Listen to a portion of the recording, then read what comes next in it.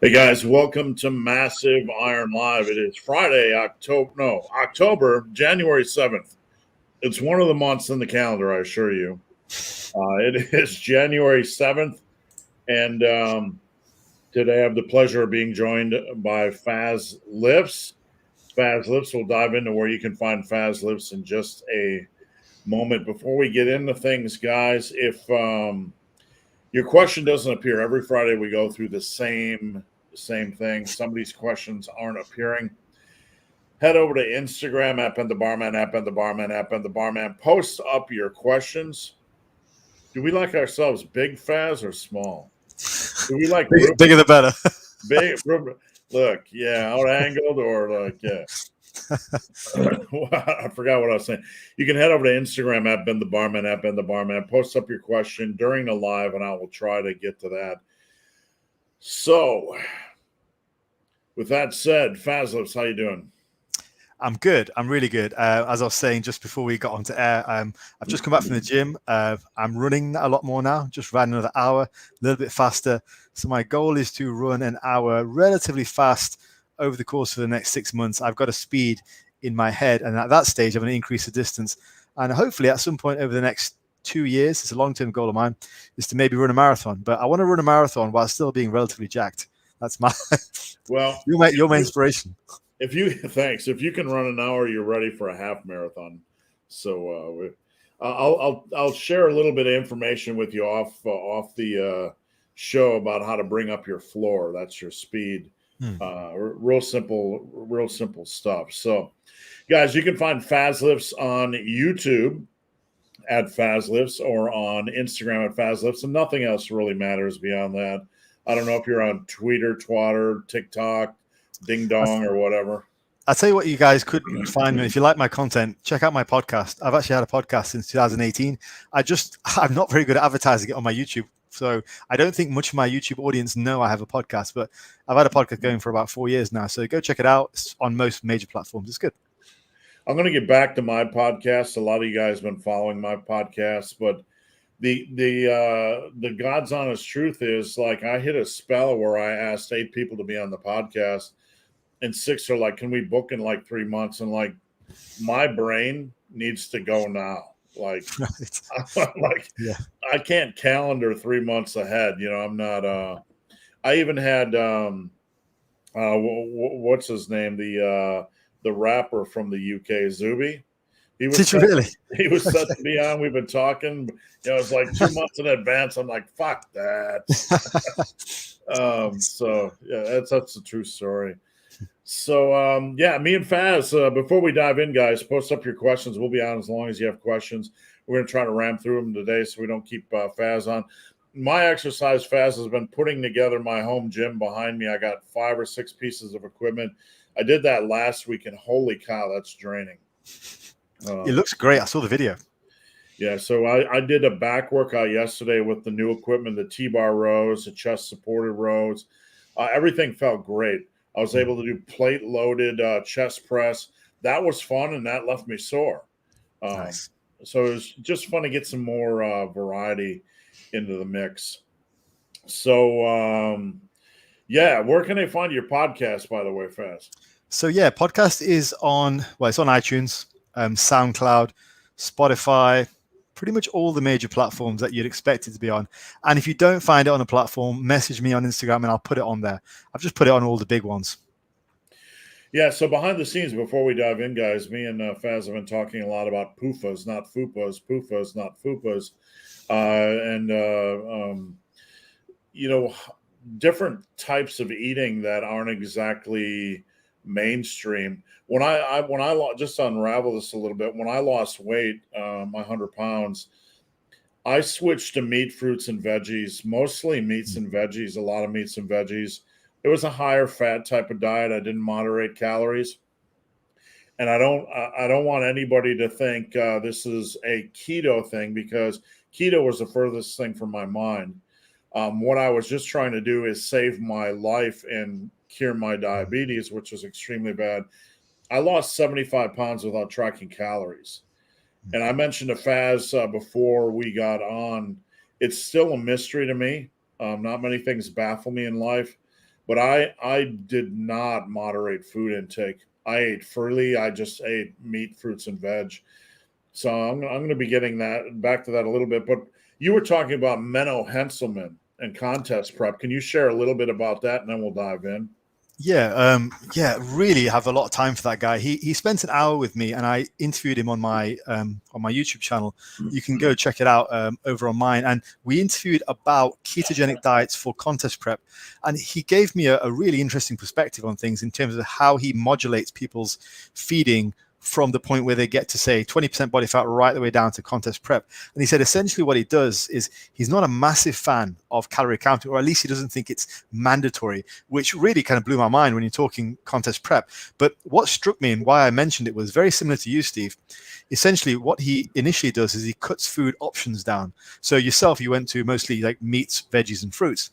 And that's one of the first things he'll initiate is he'll start cutting food options down. So you get to the point where you're doing a meat, vegetable, perhaps fruit type of diet. And then what he'll do is, once you've gotten down a little bit further, he'll gradually cut out more and more foods from your diet, but he never actually mandates a particular calorie intake. He finds that as you reduce food options, your appetite naturally dictates how many calories you're going to eat. So you're still eating to satiety, similar to what you were doing to get your weight down, but because of the truncated options of foods, your calorie level naturally drops down. So by the end of a contest prep, you might literally just be on, I don't know, chicken and broccoli, like just as an example.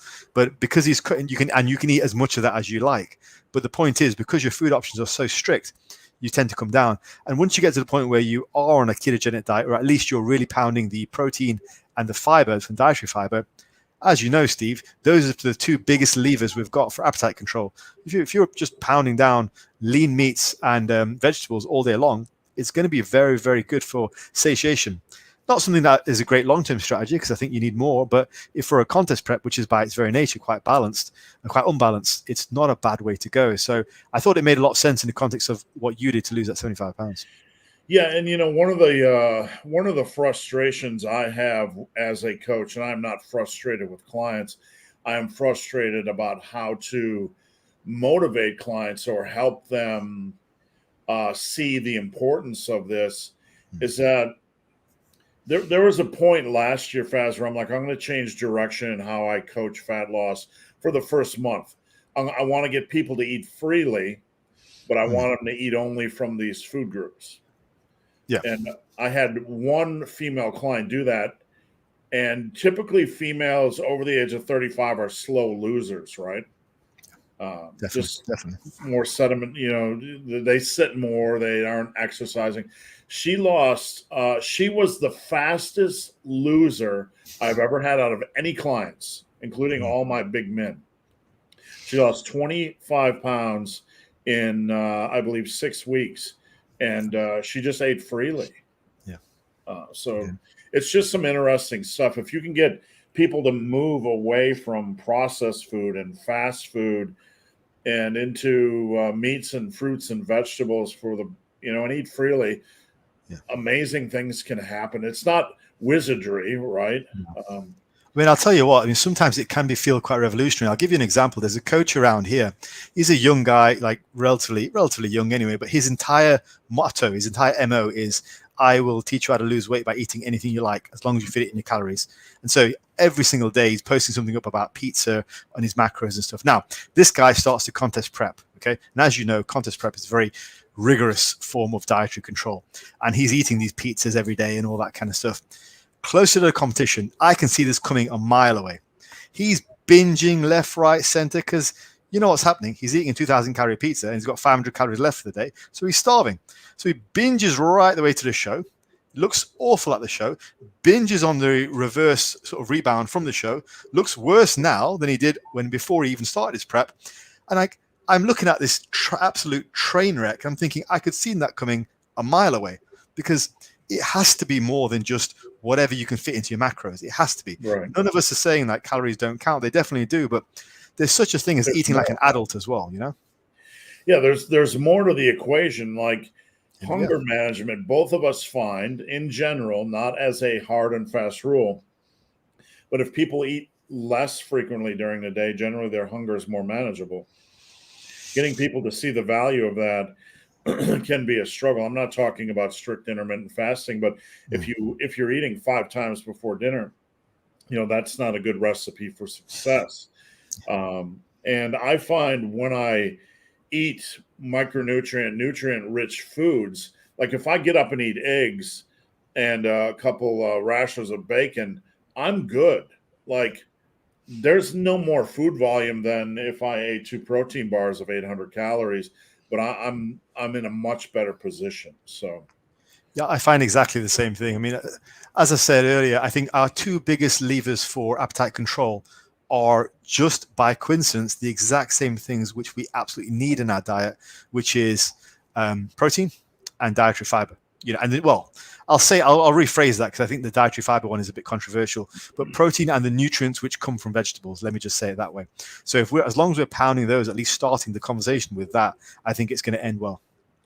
Yeah, I'll just end cap with this. When I was losing my weight, I would eat things like tomatoes and pickles and strawberries and watermelon just freely, just to fill in the gaps. And the fiber aspect of just cucumbers and tomatoes alone. If any of you are constipated, go eat 4 large tomatoes tonight. It's about 200 calories. And let me know how you feel tomorrow at 5 o'clock. Yeah. I think people don't need to be afraid of ramping those 2 up a lot. Like, I don't know if you saw my video yesterday, Steve, but I had a 127 gram protein breakfast. Yeah, I was gonna ask you about that. You had an American breakfast. What was that? Oh, dude, you know what? I was full for the entire day. I ended up eating at 8 p.m. that night after having breakfast at about 12 o'clock. And I started. Well, the basics were that chicken breast, bacon. And I think I might have gone for an egg, or maybe I didn't. I don't know. But the cool thing was I made waffles, but they were keto waffles. So they were made with egg whites and reduced fat cheese. So they weren't quite waffles. Obviously, they didn't taste quite the same. But for 40 grams of extra protein on your plate, I'm not going to complain. It's about 40 grams of protein from that, 60 grams from the chicken, and the rest was from the bacon. So I ended up with 127 grams of protein. I was full the whole day. So yeah, don't be afraid of putting down the protein. Did you call that an American breakfast? I knew I was going to get a stick about that, yeah. Because, man, I'm like, an American breakfast is waffles and pancakes and cereal and donuts and bagels. It's all carbs. Like, one of the beautiful things about going to the UK is you can have meat for breakfast. Yeah, right. We love it. Yeah, sausages, bacon, black pudding, all that. So we love it. Yeah, and that's that was I think a full English breakfast was the only thing I craved during my contest prep. It's literally all I wanted. I didn't want sweets, chocolates. I just wanted that English breakfast. There was many beautiful things we experienced when we were in Scotland, but to get up every day and eat that for breakfast and start our day, we were pretty much set until dinner. Yeah, if you take out the bread and stuff, like, you've got a great start to the day, So loads of stuff. All right, let's roll on. Stein is always first. Hey, Stein, welcome to the party. Stein has a way of always being first. He is the Iron Man. He has a streak going of like 248 live days in a row where he's first. Yeah. 3 days grace, what's going on? Paul from Team Massive, what's going on? Go get your +1s today. Richard Murray from Scotland. How's it going, Richard? Good to have you in the house. And Rico Santana. Every time I hear that, Faz, I just want to say Tito Santana. I can't help myself. How's it going, Rico? Ian, how's it going? My favorite guys. Much love to you. Hey, dude. And Derek from Canada. I think we need a shirt that give out as a prize to anyone who shows up before Stein. If anybody does beat Stein, I will give him a free shirt. I will actually give him I will custom design a shirt that says I beat Stein. All right. What's going on, Christos? Welcome to the party. And Mac Bean, Scottish Fitness. We got 2 Scots in the house. What's going on? Nice balmy -4 here. I couldn't breathe before the live because it's literally 10 degrees in my office. And with the space heaters, everything dries out. And I didn't think I was going to be able to make it and speak. Big Spoon Bear, yo, dude, hope all is well. Happy New Year's and all that jazz, blah, blah, blah, and the same to you. Before time, there was Stein, the universal constant that equals Bret Hart. That's true. Eric Redbeard just saw Faz is going to be on. Great news. Eric. Yeah, honestly, Faz, I wish we could do this every week and just turn it into a podcast. Yeah. I know it's hard to find the time, but maybe one day, if somebody wants to subsidize our wealth, right? Chad, what's going on, Chad? Mr. Powers in the house. McDean, Scott's Fitness. It's Friday. Everybody is sore. Everything is sore. All going as planned. Push pull meet tomorrow. I hope you're not sore for that. Cool. Faz, I've thought about doing just a push pull. It's not like I don't mind squats, but what is it about push pull that's alluring? It just seems less punishing. Yeah. Lay on a bench, push a weight, stand up, pull something off the ground, you're done. Squats have always been awkward. You get the whole thing about depth, and it's a pain. Yeah. You don't have to worry about depth on deadlift. You just have to stand up. Just stand up. All right, Paul, Faz, I got my 30 sets in an hour and 30 minutes today. Paul is using one of my programs. He's using my specialization ebook. So I wrote it as a delt and arm specialization, but I think he's adapted it to something else. But either way, there's a relatively high level of volume in there. So I asked him to work on just cutting down the time between sets, and looks like he's been doing that. So good on you, Paul. Yeah, that's an interesting thing, Faz, in coaching. You find you can give the same workout to two people, and one person will knock it out in 56 minutes, and the other will do it in an hour and 56. Yeah. And I think invariably the people that are being stretched out a little bit don't realize how long they're actually resting in between sets. Absolutely. Yeah, that was the point I was making to Paul. So it's about 30 sets. And if you think about it in terms of work to rest ratio, I don't think it's reasonable to be taking longer than an hour and a half. So that was my point to Paul. And it looks like he's taking it on board really well. I don't know about you, Faz, but before I lift, I do the knees over toes regimen.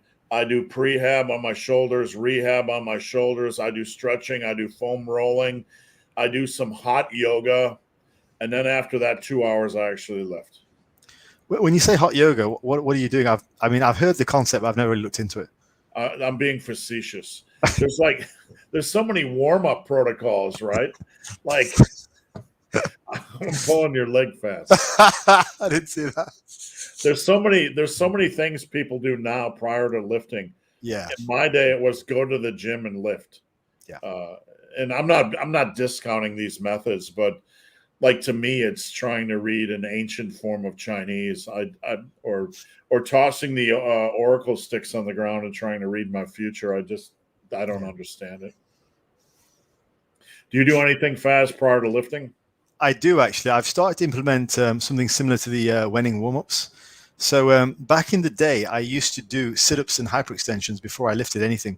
I would do about 150. So I've kind of reintroduced that topic. Wenning actually sort of kickstarted my brain on that, and I've started to introduce that with a couple of clients as well. Seems to be working really well. So, I mean, I don't know if you feel the same thing, but when you get under the squat bar, you feel a little bit creaky and all that.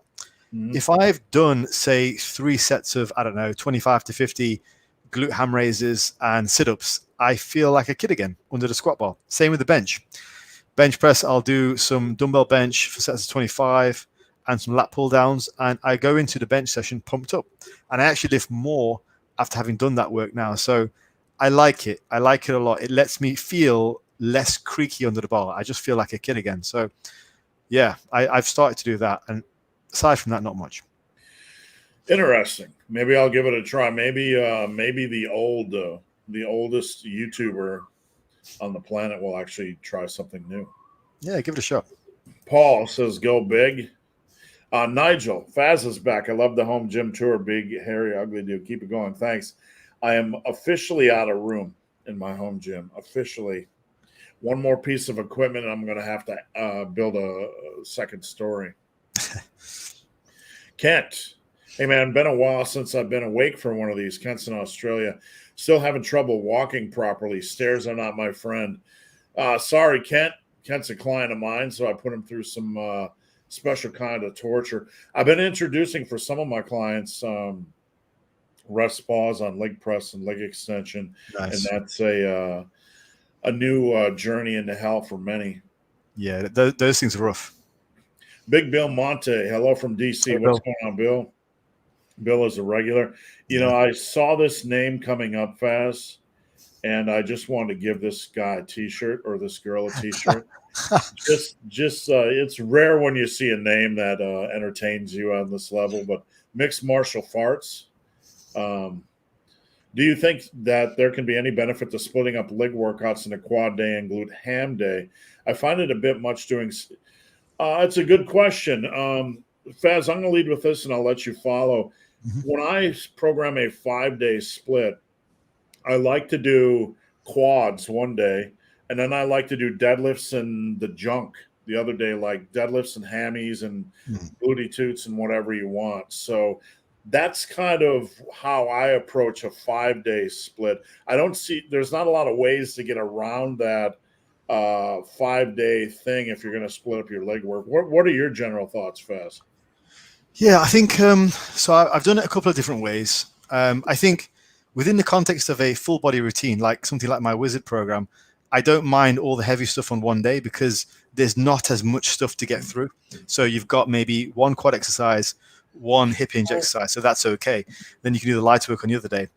In the context of an upper lower routine, like my barbarian routine, I do like to split it up. So I would say have 2 leg days. I wouldn't split up one quad and have a quad day and a ham glute day.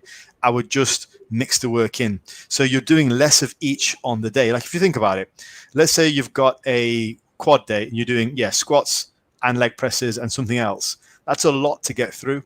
I would rather you split that up across the week. So you have your first quad day, your first leg day, you might do squats and deadlifts with something lighter like leg curls and leg extensions. Your next leg day might be something like a single leg press, something like a good morning, and then something else sort of to match up the work. So I like splitting up leg work, but rather than having a quad day and a hamstring day, I'd rather split it up and have 2 smaller leg days. So you're not overloading each muscle within the legs with too much work.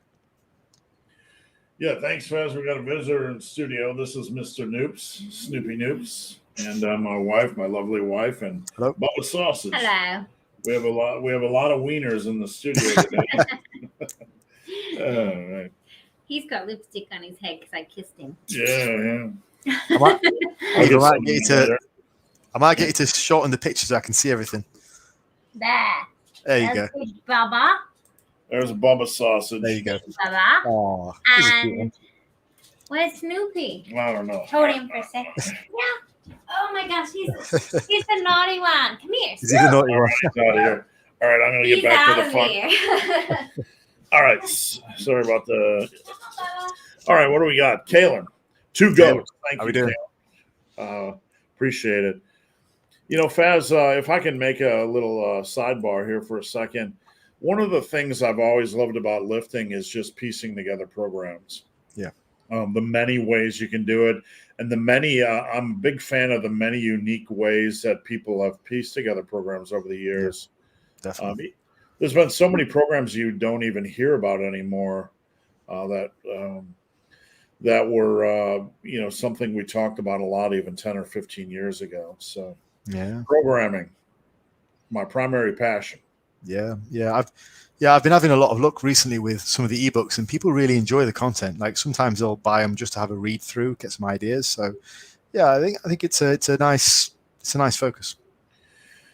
Somebody once asked me why I put together 100 different workouts, and it's like putting together 100 different recipes. Just find something you like, and it's just fun creating. Sebastian, thoughts on different muscle fiber types and rep ranges to train them? Go ahead, Faz. I'll let you tackle this one. I think there's some viability there. Like if you wanted to really optimize, I definitely think there's some viability there. But all I would caution you with, Sebastian, is just because something like, say, the pecs are very fast twitch, I wouldn't avoid all high rep work there. If you are going to do it, then I would just bias your work towards that muscle fiber type. But the information's out there. Like if you go ahead and look at some scientific textbooks, the information's out there. There is some degree of bio inter-individuality on that. So it's going to take some experimentation. All I would say is don't go sort of hard and fast to go, okay, everything's going to be like 5 reps. just maybe leverage it a little closer to where it's suited. Like, have you heard about this, Steve? I'm pretty sure his chest is fast twitch, biceps are fast twitch. I think back is slower or a mix. I don't know off the top of the head, but as I say, I would just say leverage it rather than admit it completely. I tend to look at things, Sebastian, from a bunch of different angles. Like, you can have fiber types, but you have like muscular endurance as well. So I was kind of awakened to the impact of muscular endurance on shoulders. Shoulders more than anything. When I tried to do German volume training, Faz, everything was going smoothly. And then I tried to do it with seated overhead press. I put 135 on. I'm like, okay, I can overhead press 315, seated overhead press 315. So 135 is going to be a good starting point. Well, I did 10 reps with 135. Okay. Next set with 135 was like 7. Next set was 4. Then I had to drop the weight down to 115 in the middle of this. I couldn't hit 10. I had to drop the weight to 95. Couldn't hit 10. And literally at my 10th set, I'm on the bar. Yeah. So what I found, and I am no expert on this, but what I found is like the shoulders my shoulders inherently lacked endurance to get through that. So, I kind of look at things from, what's happening into the gym as well. Yeah, and I think different exercises have different sort of leanings towards higher and lower repetitions as well. Like high rep squats, I don't know. For me, it's a very unnatural movement. I like low repetitions on the squat. I like high repetitions on alternative assistance exercises. So I think you as an individual will probably find, as well as the fiber type stuff, you're probably going to have exercise specific rep ranges that you work well in. Like, right. I don't know about you, Steve, but I see a lot in my clients, high repetition chin-ups and pull-ups.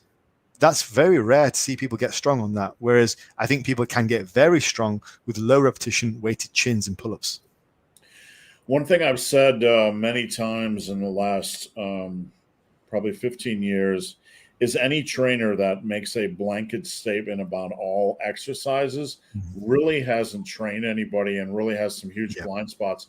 Like, should you train all exercises to failure, where each exercise has a different set of demands?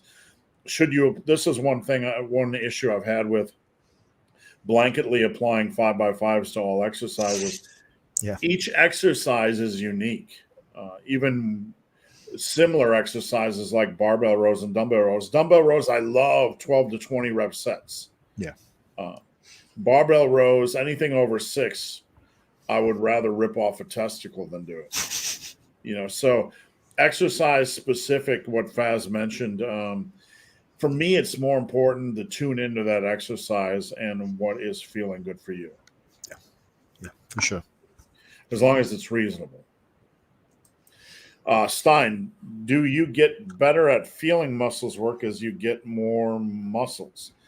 Wow, that's a good question. I don't know. Any thoughts on that, Faz? Yeah, 100%, definitely.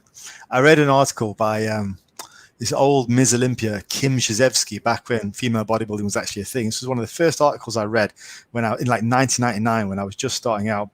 And somebody asked her the same question. They said to her, it was like a Q&A section, and said, "Look, Kim, I just can't feel my muscles. What do I do?" And I'm a beginner. And she said she had the same problem when she just started out. And she said she just went heavier and heavier and heavier until she'd actually built some muscle. And then she could feel it because she actually had some muscle to feel.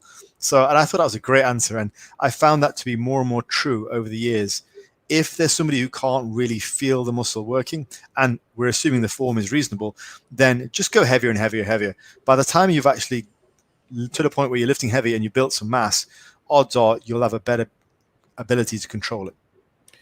Yeah, when I read the question, I was trying to think back to my early days. I was so focused on the plus ones. I really got angry with myself for being so weak that I'm a math guy. I just wanted to take a step forward. So I really wasn't into feeling any of the muscles. So I had to try to think, did I feel them back then? Was I aware of feeling it back then?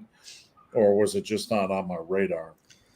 Those are the good days, Steve, where we were just beginners and we could guarantee some progress every week, every month. Do you remember those days? They were good days, weren't they? Yeah, and for me, it was I just love that time in my life, the first 3 years of lifting, because we had all the great classic role models, all the great classic pictures. Things were in their infancy, really.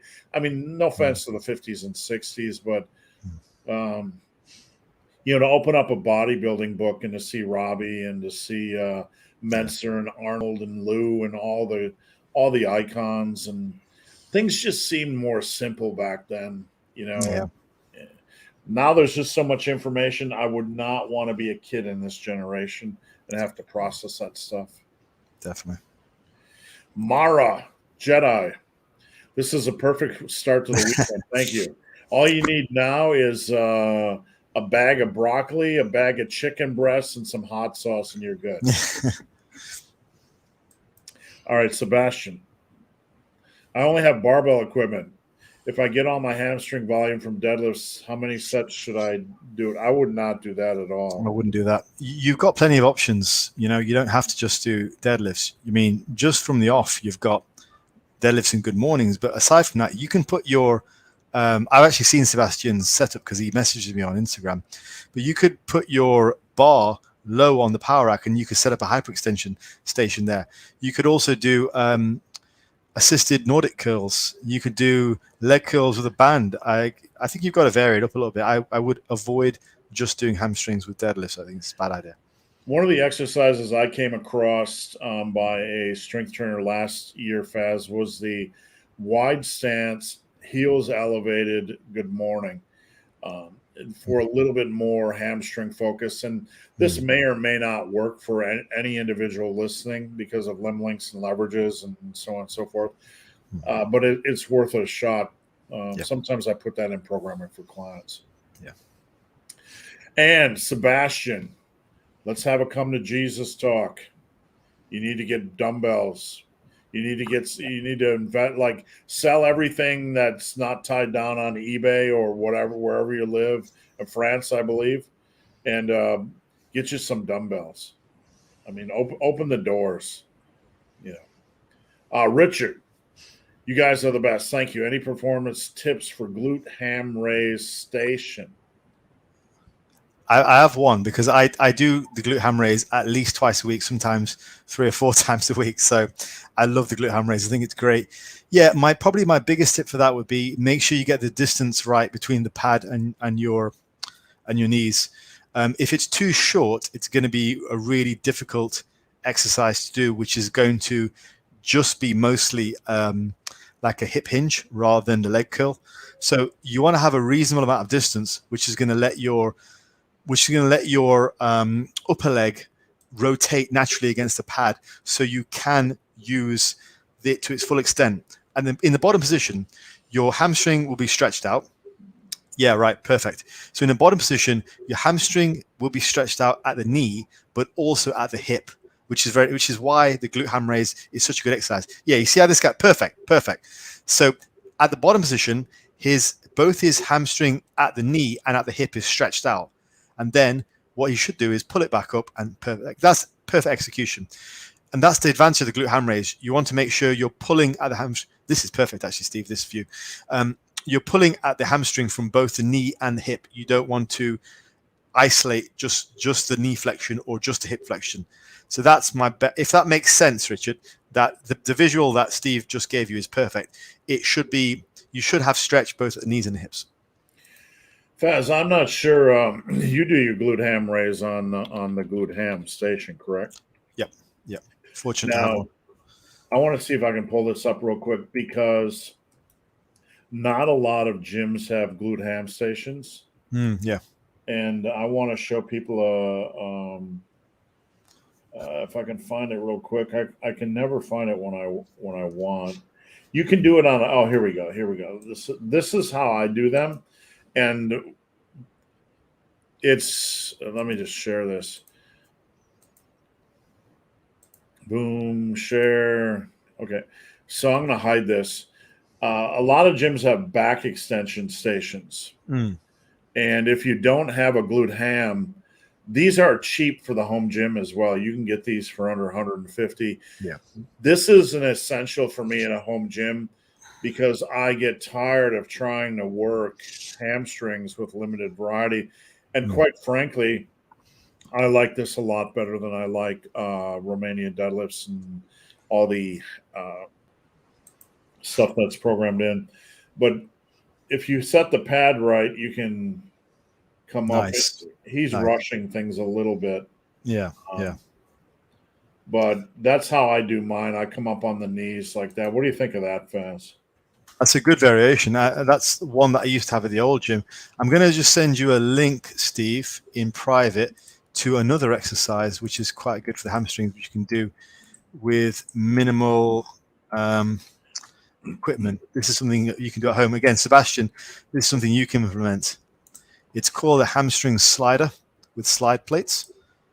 But basically, it's a leg curl, which you can use with minimum equipment.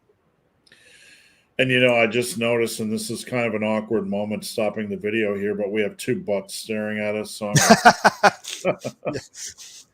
all right, what do we got next? We got to make ourselves large. Oh, no, we can put it back. I would prefer it back. You want it back like this? Yeah. I think I like that works better. Yeah, My eyes were getting too light.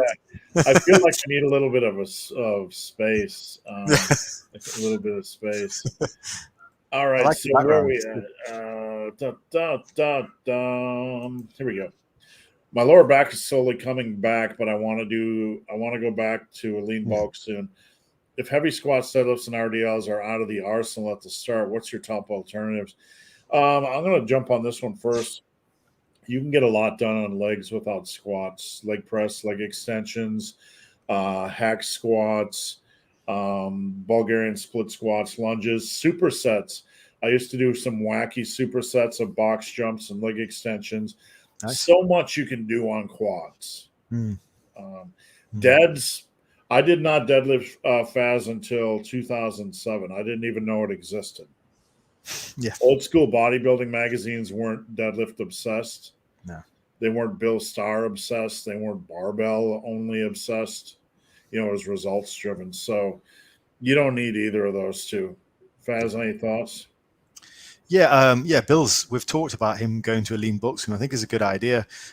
With regards to squats, I would say my main alternatives would be some kind of machine, either leg press or squat. As well as that, Bill, really pound the single leg work.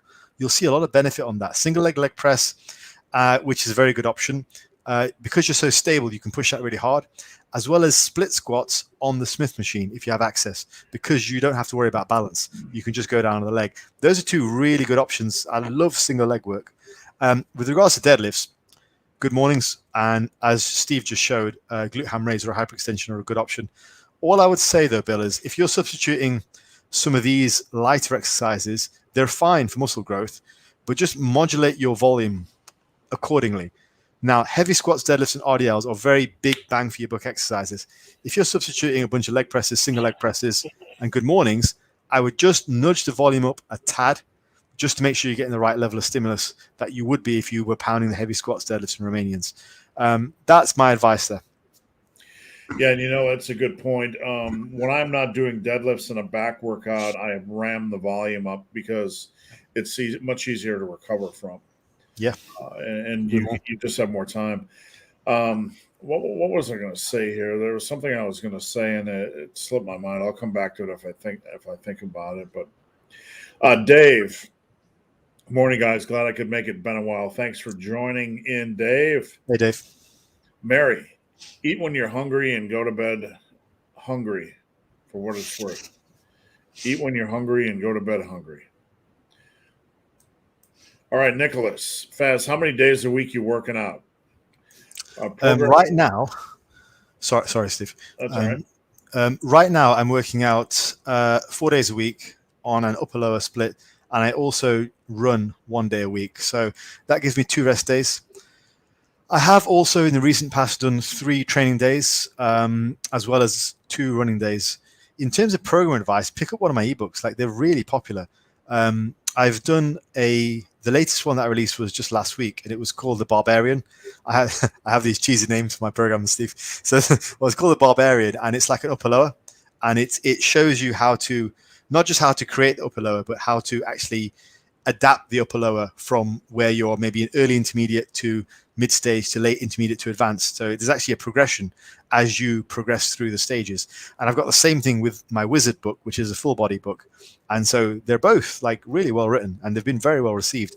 I've had a lot of guys message me saying they've had good results. So yeah, I've got them down on the website, FAZLIFTS.com, 15 quid. So they're dirt cheap, but there's a massive information there. So I'd recommend picking one of those. Wizard, if you want to do 3 days at full body. Barbarian, if you want to go 4 days upper lower. But yeah. So Faz, I just thought about a point I wanted to mention about the lower back. I found when somebody's form is solid, reasonably solid on deadlifts and squats, they get the Pope's blessing or whatever. If there's a point where your strength is going to progress fairly rapidly and consistently.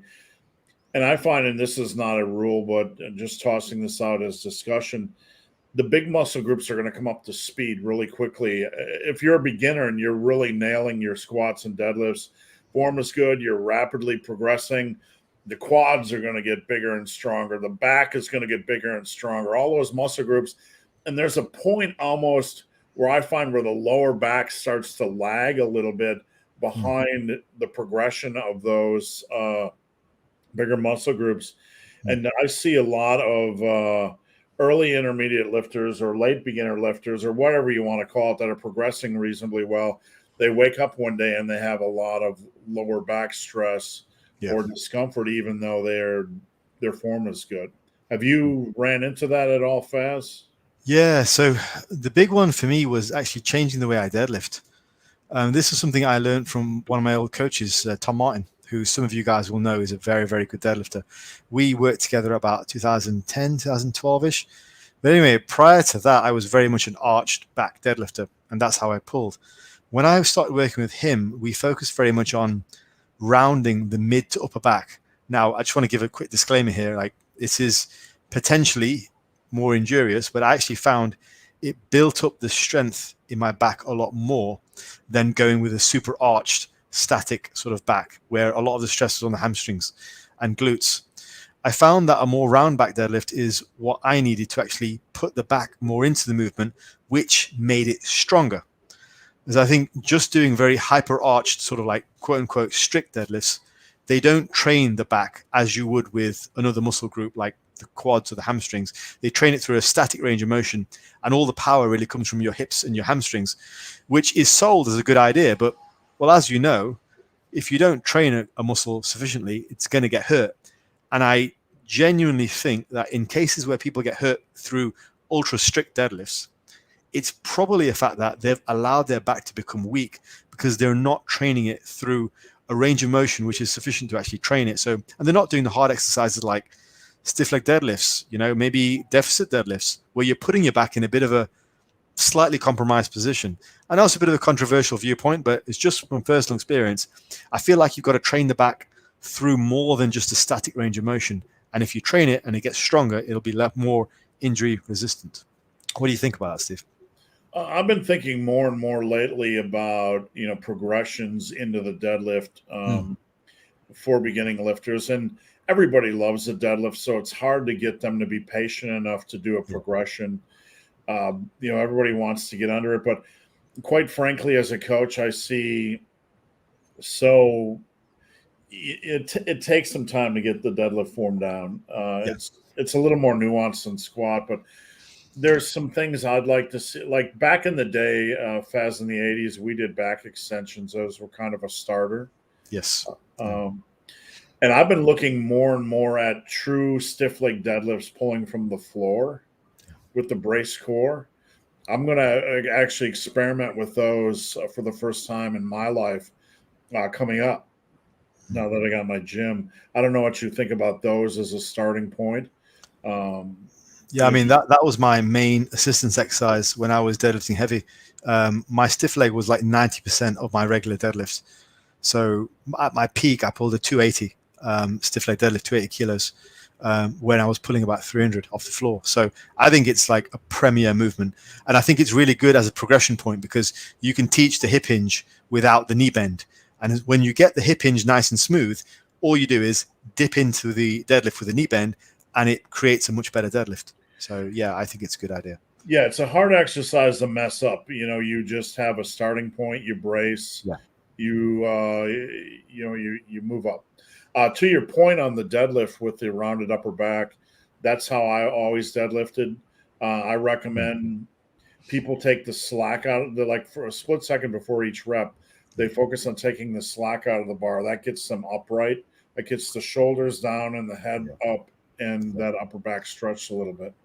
It's a tough one to talk about though, isn't it? Because people are very alarmist about it, Yeah, absolutely. But on the other hand, if you're going to try to deadlift with a flat back, you risk, some people will try to do the scapular retraction thing, which is inherently dangerous.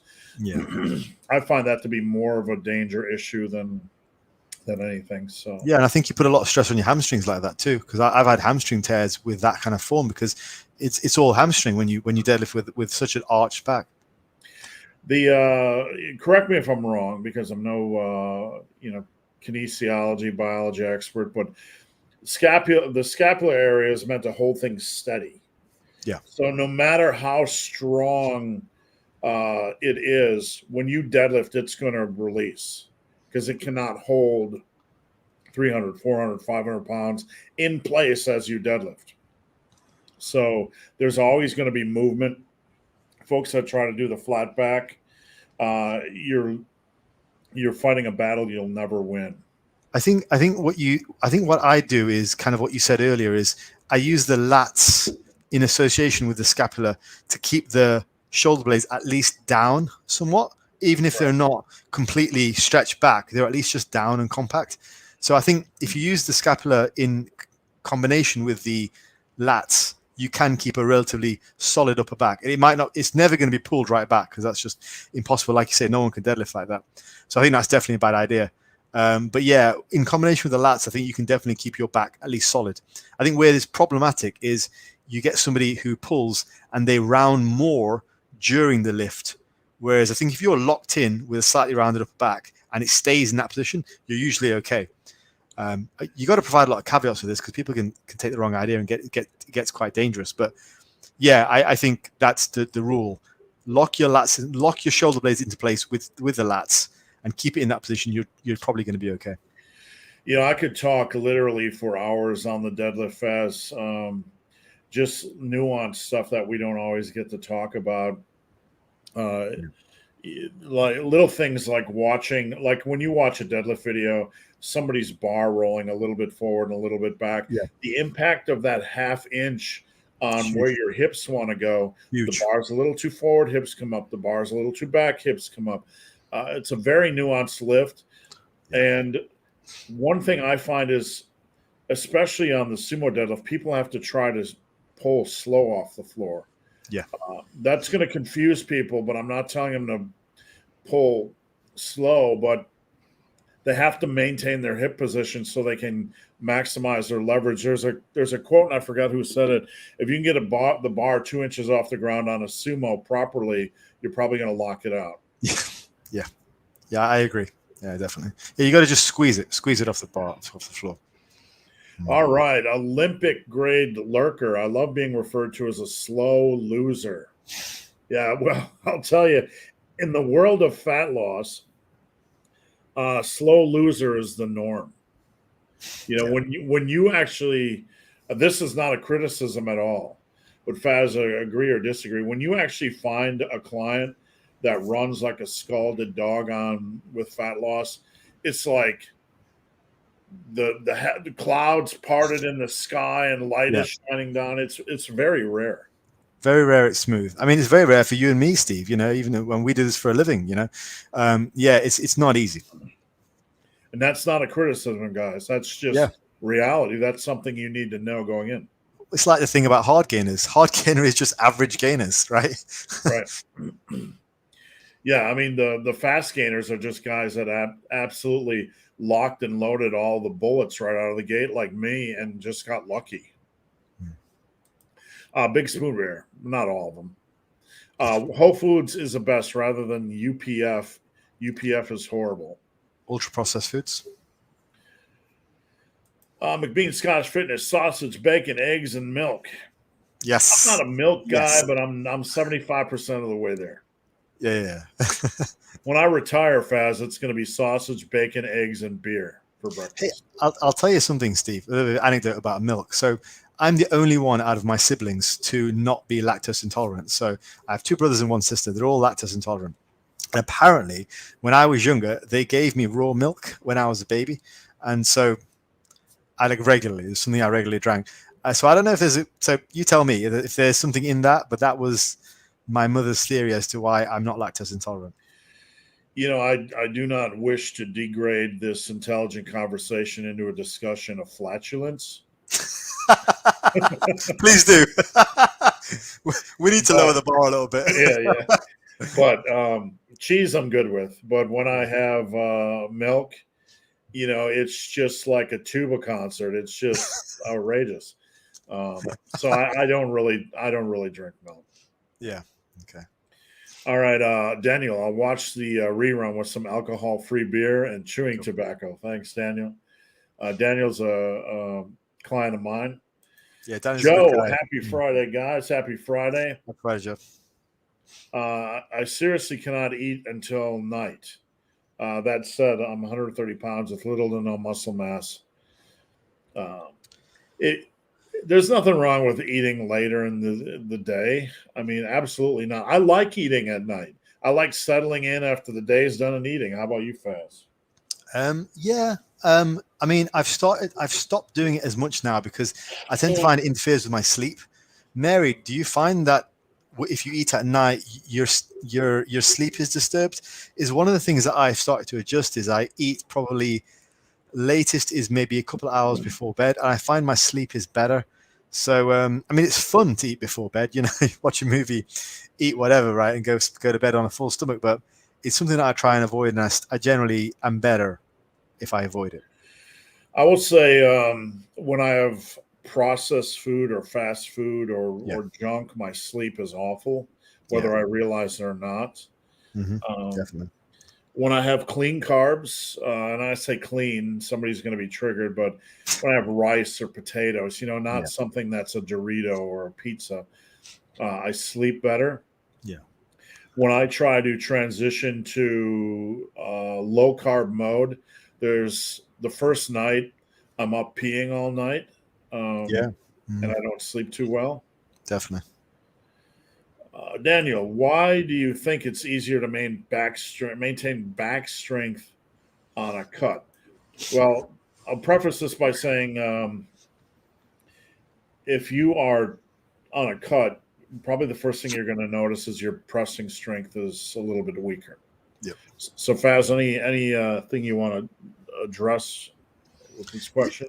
Yeah, I think it's kind of hierarchical because, when you're pressing, that's definitely the first thing to go, and then for most people, they find like leg quad movements are the next to go.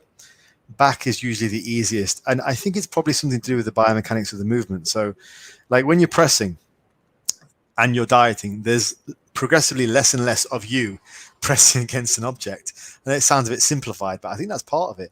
And it's the same with squatting. There's less behind the bar, whereas with the deadlift, I don't think you really have those issues. So I find for me, leg and back strength tends to be fairly easy to maintain, and in my clients as well, that tends to be easier. It's your lower body and back strength tends to be easy to maintain, just because pressing strength by comparison is so much harder. So when I lost 100 pounds, my squat and bench took the biggest hit. I think my deadlift took a hit, but I was still deadlifting 545, after losing 100 pounds. No. So, Kalen, do you think a lot of steps, 30,000 per day, could be harmful? That's a lot of steps. I mean, when I'm running 2 hours a day, when I was running 2 hours a day, I wasn't getting anywhere close to that. No, I mean, I'm up to 15,000 right now, and this is a cardio day. So, Callan, that's a hell of a lot. Your maintenance must be like super high, but I mean, it's no wonder you're shredded. Do I think it's harmful? I think it's not normal. Like if we observe the Hadza tribe, sort of they're like the last known hunter gatherers, they don't do that many steps per day. Like we're not like traditionally most the Hadza tribe, they spend most of the day just sitting around, just chilling, laughing, doing medial chores. And then when they go out to hunt, that's when they do a lot of activity. If you're doing a consistent 30K every single day, I wouldn't say it's bad for you, but it's not normal. And that's, I guess, all I can say. It might, I really don't know. It's a very good question. What do you think, Steve? I think your biggest concern is overuse. You have to be really aware of, the impact on the body. We were having a discussion at Team Massive last night about running and if pavement running was ever better or gets better with weight. Well, the thing is, pavement is harder, concrete is harder than soil. So sometimes what you're doing, your steps on matters with how much punishment is being placed on the body. But overuse would be my biggest concern. Yeah, I was running between 244 and 274. My weight had fluctuated for the 3 years. I was running 10 to 14 hours a week. And, my steps were probably close to 20,000 a day.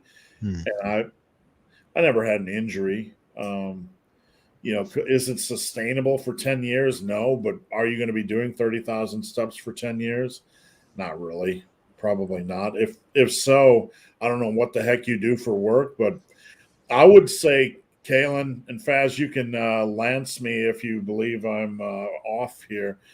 I would rather see you doing 30,000 steps a day than 3,000 steps a day when it comes to longevity.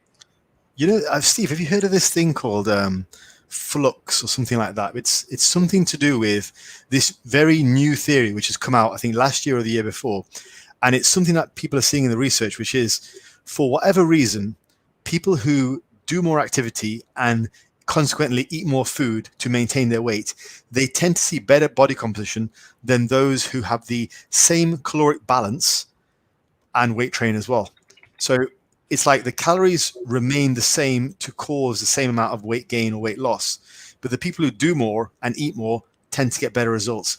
And it's unexplainable in the research because as long as the hypertrophy stimulus is the same, we should see the same result with the same amount of volume per week and the same amount of caloric balance per week. But we don't. For whatever reason, we seem to see this thing that people who do more activity and eat more food, they tend to find it easier to be more muscular.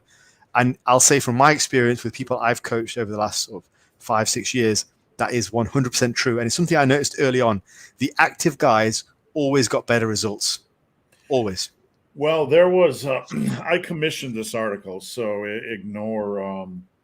I commissioned Robert Shinetsky to do this article way back in 2019, and I think this may play, at least may hint at what's going on.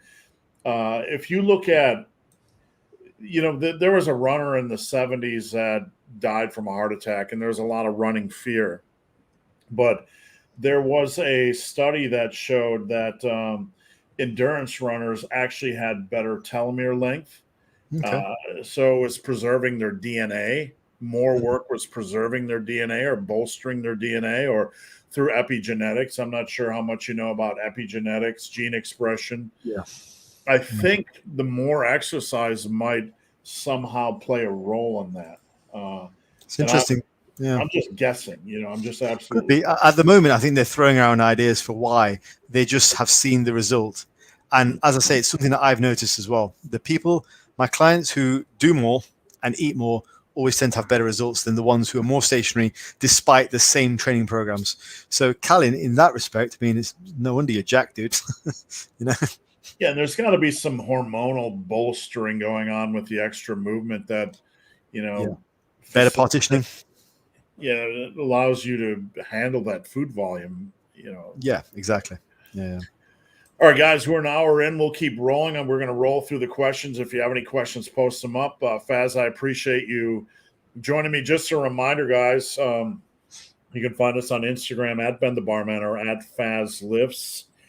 And if you have any questions for us and you missed the live, slide into our DM. All right, where are we? Mickey Chan, what's your view on foam rolling? I don't know. It's like those tortilla chips at the store that don't have any salt. Like you're trying to eat an unhealthy food but make it seem healthier, right? Like just give me the damn salt. That has nothing to do with foam rolling, but I just find it to be really bland. I don't like it. It's not my thing. I think it's pretty pointless, Mickey. Honestly, I think the research on it, the latest research on it, seems to suggest it works via pain transference. So let's say you go into a session and your hamstrings are sore. If you foam roll, you tend to get like the pain on the surface of the skin of where you're rolling, and that means your brain senses that over the previous pain you were feeling, and that's why you see relief. That's apparently what the theory says. It doesn't actually do anything. People were going goo gaga over it 10 years ago, but I'd put it in the category of pretty much pointless now. Yeah, there are these undulations of fads, and I call them fads. And fad is kind of a bad word, right? Because it might have some benefit, but you've been in the industry a long enough time, you see things spike up, the interest spike up, and you'll know in 10 years it'll like right now, the knees over toes guy, I'm not dismissing any of his methods. I'm just saying he's at the peak of his like Beatles fanaticism. And in 10 years, no one will remember him. Yeah, I mean, funnily enough, I was just talking to a client about that today. But all the UK coaches seem to have cottoned on to knees over toes guys. So you get all these brainlets, like coaches who are just fresh out of university, all doing the knees over toes guys warm up. Again, nothing wrong with him. He's got great ideas. But it's kind of like, I think 2 years ago, Jordan Peters started doing Romanian deadlifts with a band around his waist. Jordan Peters, the British bodybuilder. Yeah. And within a month, everyone was doing that because you know what? They're all clueless. These PTs, they've got no idea of their own. They've got no actual philosophy of their own. So as soon as they see something which looks unusual, they just pounce on it so they can give their audience something so that the audience thinks they know what they're doing. But the reality is they've got no actual substance themselves. So that's my complaint with the knees over toes stuff. Like exactly what Steve said. Like he's great, but the copycats, you'll see a lot of them over the next 6 months. Yeah, and the thing you come to learn when you've been through the cycles of fitness is that time needs to test these things, and things will shake out in the wash. People ask me often, what do you think of him? Are you pro or con or whatever? I'm a time guy. I'm like, let's temper things and not go overboard. Let's not go crazy. Let's play around with these things, but let's not get obsessed. Like I got to foam roll for 22 and a half minutes before every workout. Yeah. Or do the knees over toes protocol for 37 and a half minutes a day. Just slow down a little bit. Yeah. I think if you're going to try stuff, definitely try it. Like the principles that he has based his theory on are very solid. He's basically basing it on the human body's ability to adapt, which is great. Love that. Just be very objective about whether you see improvement on it or not, and what you see improvement on. Not, jot it down, and then great. If it works for you, fantastic. Go for it. Another great example of this, and I'll move on, is Martin Burkham. Yeah. Like he didn't invent intermittent fasting, but boy, there was a time over 10 years ago where it was like Beatles mania. It was like Burkham mania. Yeah. And boy, were the folks that followed him fanatical. They were. Yeah. Like slow down. There's going to be more. There's going to be a next chapter to this. Just be patient. Yeah. So definitely. When the wave hit, folks, here's the lesson. When the wave comes towards the shore, folks, just kind of stand back and watch it crash and see what shakes out instead of trying to ride that wave. Yeah. All right, Gray Rhino, happy Friday. Appreciate your video about being fit and healthy, not concerned about abs. Thank you, Gray. Jeffrey Verity Schofield made a video, Faz. I'm not sure if you caught this. I don't know. Greg just said basically, I don't know. I didn't watch the whole video. I don't have time. But I just listened to the first 30 seconds. It said anybody that doesn't have abs is might be considered obese or portly or whatever. And like, I don't care, Faz. I don't care. Like, abs are not required to be strong. They're not required to have muscle. They're not required to be healthy, and they're not required to be fit. So to me, abs are a personal choice. There's nothing wrong with them. If you want abs, great. It's no different for me than wanting a tattoo or a nipple ring or want a chihuahua. It's just something you want. Yeah, I mean, I'll say on that, Steve. There's not many things that piss me off. You know, it's me, Steve. I'm pretty relaxed, but that pissed me off, and I'll just explain why. One of my clients, before he came to me, he's developed some pretty bad dietary habits, and the contributing factor was that he used to be a Greg Doucette fanboy, and Greg's assertion that if you don't have abs, you're fat led him down a pretty dark path in terms of eating. So I've been a lifelong educator. I used to be a teacher before I did this, and I see myself as an educator now. You have to have responsibility. You have to understand that what you're saying might come across differently because people see you in a different way. You're not always going to be just that YouTuber. You might be somebody's oracle. And yes, you could say that, well, they shouldn't see you like that, but people are young and you have a very young audience. I'm speaking to, Doucette here. Like, if you have a very young audience, you have to be responsible about the message you put out. And I've been a lifelong educator, and that peed me off, frankly, because it's irresponsible. I haven't made a video about it because I think lots of people have made videos about it, and I think it's already been done to death. But on a personal level, I did not approve of that at all.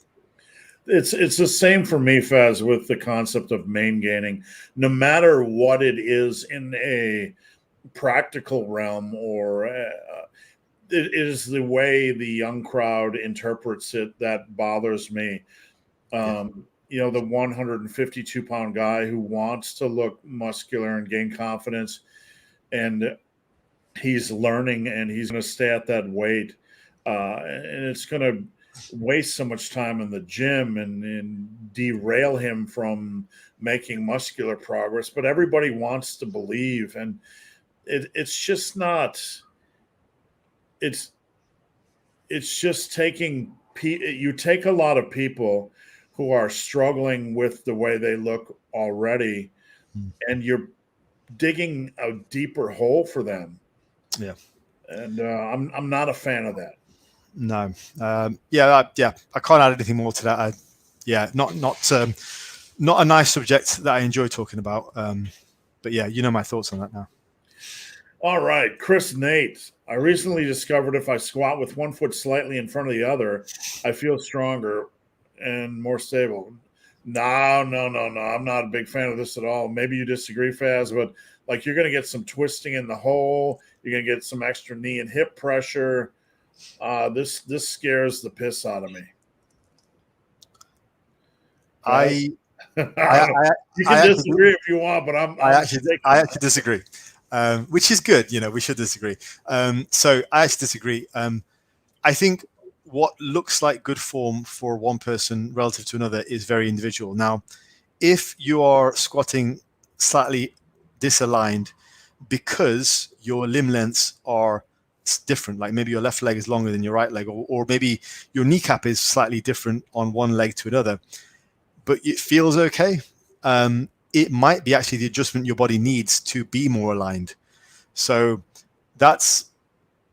the only way you're going to know if that's true or not is how it feels. So if it feels okay and it looks okay, you're not like corkscrewing up or anything, then that's fine. I think there is no perfect form.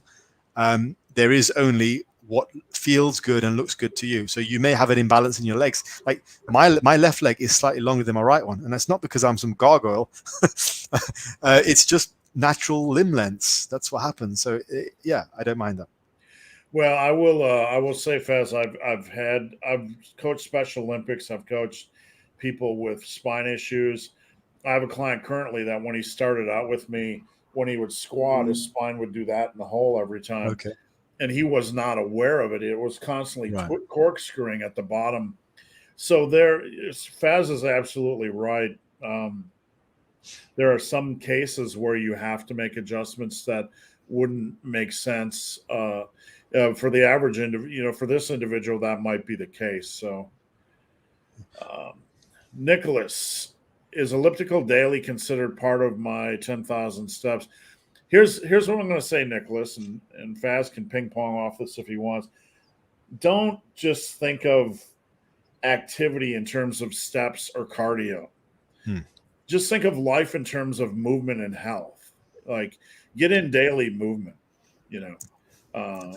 That's a big thing. 100%. Completely agree. Yeah. Yeah, I don't like the term cardio, and I'm not triggered or whatever. I just think of things of people will say, "What's the best form of cardio?" Go swim, go run, go hike, go martial arts, extra sex, whatever it is your thing is. Just go That's do the it. best one.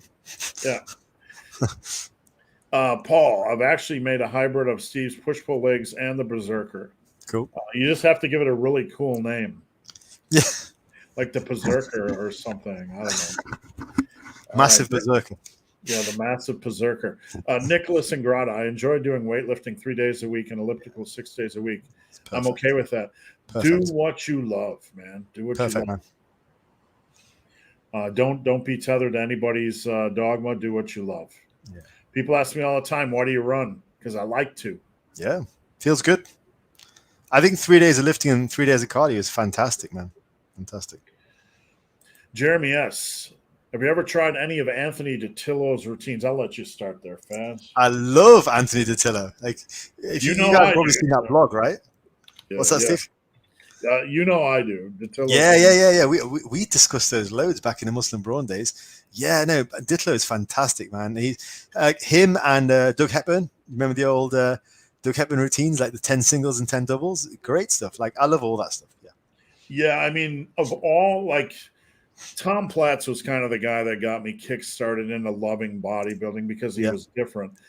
But DiTillo, he was like the first power builder for me. That just massive. Doing these monster back and whatever, and he's just this huge beast, and just a big fan. He was great. In the modern era, his modern equivalent is that Grizzly, Kyriakos Grizzly.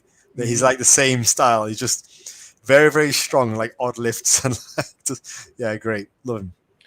DiTillo didn't have a lot of exercises per workout, maybe 4, maybe 5, but they were, always like 4 sets of squats, 5 sets of this. Just from my memory. Yeah, I think he did like full body every time, just like did a push-pull legs. But he was awesome. DiTillo is great. Love him. Lot you can learn from him. All right. 3 days grace. Our upright row is really bad for you. No, they're not really bad for you. It's like saying, like this leg extensions are going to kill you. Upright rows are going to kill you. Like, I hate to break the news to you guys, but Olympic lifters are doing upright rows every single day, just variations of them. So is there a risk of impingement? Yes. I'll give you 3 tips. First one is lean slightly forward. That seems to help. Second one is play around with your grip width, like go from narrow to far out, see what helps, see what feels better. And the third one is don't raise the bar too high. So I go to about neck height with wider grip with the bar coming slightly forward. So those are 3 things that I would play around with. What do you think, Faz, of my tip when I tell people to drive the elbows up instead of pulling with the hands? Perfect. Exactly. I find I'm able to do that better with a wider grip, but you might find you're better doing it with a narrow grip. Just play around with it, but definitely pull with your elbows. Use your hands as hooks for sure. Maybe even use straps to help you with that if you find it hard. All right, Vinny P., client of mine. Appreciate all you do, brother. Much love from Texas. Hope things are well, Vinny. I hope you have a good weekend. Stian from Norway. Hey, Stian. All right, we got an interesting one here, and there's a lot we can discuss. Do you use burpees in your program? Faz, if you don't mind, I'm going to lead. I'm going to start by saying I like doing body weight and calisthenics stuff. I'm not obsessed with it, but me and my wife generally like to do a little bit each day. Just I find it's a different form of conditioning and a different form of exercise, and I like my body to be more well-rounded. I like to be able to lift heavy rocks and run in long distances, but I also like that ability to do burpees and things like that. So, with that said, a burpee is not a muscle building. There's different types of exercise, different paradigms of exercise. It's not a muscle building program, or it's not a muscle building exercise. So there's nothing wrong with doing them. But if you do them, they have to have the right time and place, and you have to understand their purpose. Is that fair? I think that's very fair, definitely. Yeah. I'll say how I use them. I do enjoy burpees and mountain climbers and stuff like that. So first way that I use them, this is just for myself personally, and with some clients, is I'll add them in as part of a conditioning day. So I've said previously I do one long run as well as my weight training. I also like to have occasionally a day of cardio, which is not running, because it keeps the stress off the joints. And I will do something like burpees. So I might do like every minute on the minute, something like 5 burpees, 10 push-ups and 15 squats. It's a nice way to do things.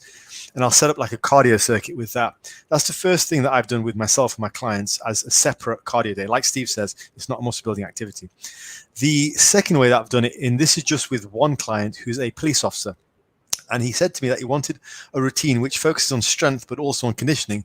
And he doesn't have much time because he works so much. So what I've done is I've actually implemented some bodyweight exercises alongside his training. So to give you an example, on a squat day, he'll start off with a squat and he'll work up to a top set of 5.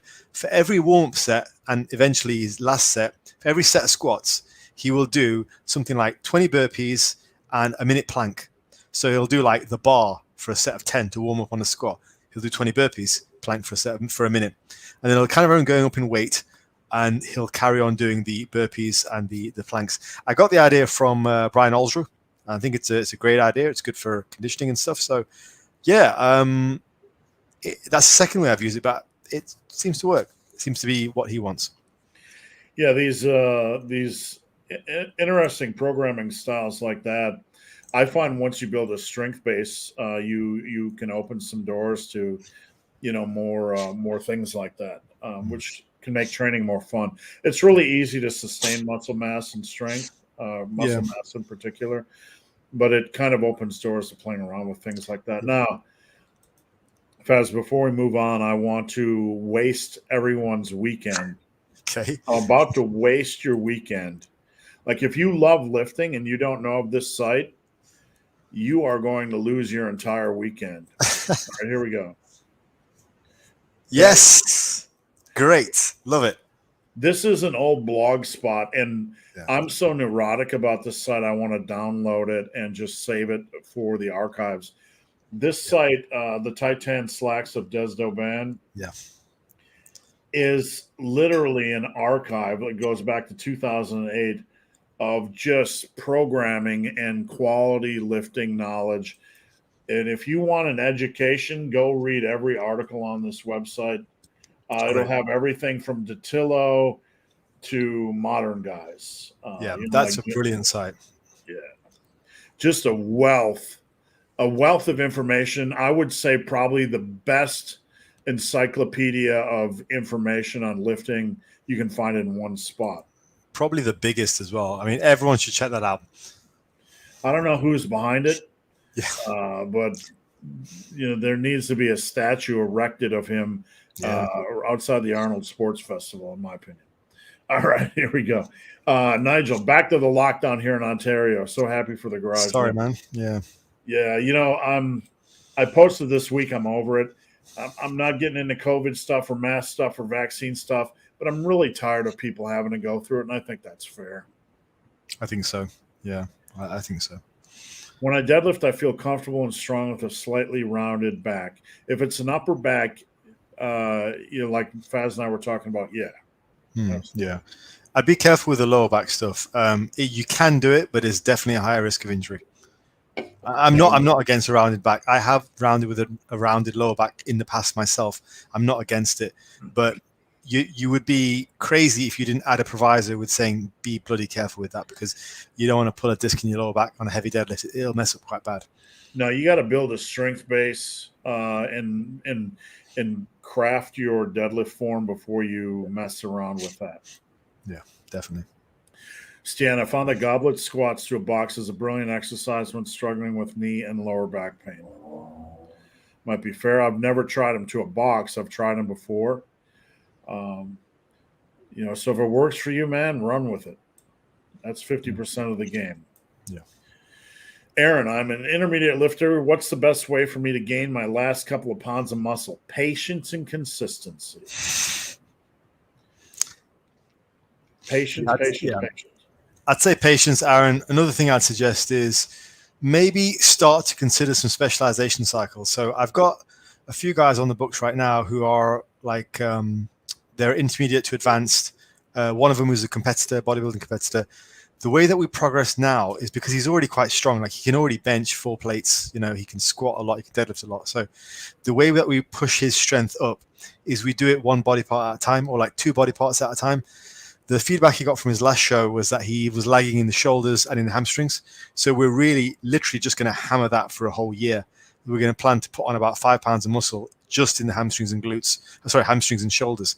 So like one thing you might enjoy to do, Aaron, is determine where you're weakest and just do some specialization cycles and have everything else that kind of maintenance. It's a nice way for a very advanced guy to push forward a little bit more. It's not something which is that useful if you're a beginner to early intermediate, because you can just grow. But if you're at the point where you're pushing a 3-plate bench, 4-plate squat, 5-plate deadlift, or more than that, and you want to gain a little bit more, focus on just narrowing your focus a little bit. Yeah, and I will add to what Fast says. You guys can do this in 3 or 4 month blocks as well. You can, speaking of Datillo and some of the old school guys, do a back specialization for 3 to 4 months, where you're kind of pushing things a little bit, and everything else is kind of on the back burner at neutral. Faz, what do you got? What hat you got there? I saw Mr. Olympia. I've got, you know what? This was actually a gift from a client, a Christmas present. So this, as well as this jumper, which was really nice. So it was cool. Yeah, it's a Mr. Olympia hat. I got it. All right, Paul. I felt my traps when I flexed for the first time yesterday. Hey, small victories. It's because of the massive berserker program. Yeah, the massive berserker. Mary, absolutely. When I had muscle mass, I loved the mind-muscle connection. Now, after losing it, I can't feel it at all. It'll come back. Faz, I think I get this every week. Any thoughts on the Mind Pump podcast? Number one, my main thought is I wish I had a chance to listen to the Mind Pump podcast, but I don't. I've never heard of it. Steve, who does that? I get asked. It must have a pretty strong cult following, and I'm going to pull it up. It probably has 2 million followers. When I say cult, and then I'll offend somebody. But I'm so dedicated to my clients that I just want to find time to read and expand my education beyond that. So that's usually I've literally never heard of it, Nicholas. 1,500 episodes. These guys are really all in with the podcast. Is there anyone we actually know? Like, do you have some names of who these guys are? Have I heard of them? Sal Di Stefano, Adam Schaffer, and Justin Andrews. IFBB competitors, club managers, and they're guys. They're guys, industry guys. Yeah. So I mean, I'm sure they're very good, but I've never even heard of them. So I don't know. I like Steve. I focus a lot on. I have a very narrow focus. It's a lot of it is educating myself, keeping up to date with research, stuff like that, trends. But I don't follow a great many people. When people ask me on my channel, like, what do you think of X, Y, and Z? I have to go and look them up to make a video about it. So I just don't follow that much.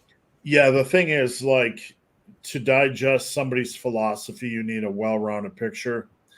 And I stick in my wheelhouse Dr. Mike, Brad Schoenfeld, Lyle, I even like to temper that with like guys like Paul Carter, people that can be a little bit controversial to some, and Yeah. it's good to have a group of your stable in the room so you can listen to them and watch them bounce things off each other and learn. Yeah, I mean, outside of yourself, Alpha Destiny, and Jeffrey, I probably watch a couple of smaller YouTubers, but they're not a great deal. A lot of the time, it's just working with clients and staying on top of research. Yeah, man. Look, I love lifting, and everything in YouTube is new workouts, new exercises, new this, new that. Here's what I ate today. I don't give a shit. I really don't. Good. Nothing against them. Smith Iron 704. Is it possible to do decent bro split with just dumbbells? Yeah, you can do. Dumbbells are great for hypertrophy. Yeah. Legs probably the hardest to work with just dumbbells. Would you agree or disagree, Faz? Yeah, legs are always really hard in home gym. So if you've got even less options, that's going to be tough. Yeah, legs are the hardest for the home gym. And you can do lunges. You can do Bulgarian split squats. You can do goblet squats supersetted with pause jump squats, all kinds of shenanigans. So yeah, you can definitely. I've done dumbbell only programs, dumbbell and body weight.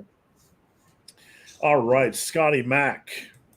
And if any of you guys want a custom program, head over to my website, superlivingtheday.com. I put one together. There's a just hit the search button. I'd be glad to help you out. Scotty Mack, there's more than two of us here. Are those the voices in your head, Scotty, or just busting your balls, Scotty? Just busting your balls.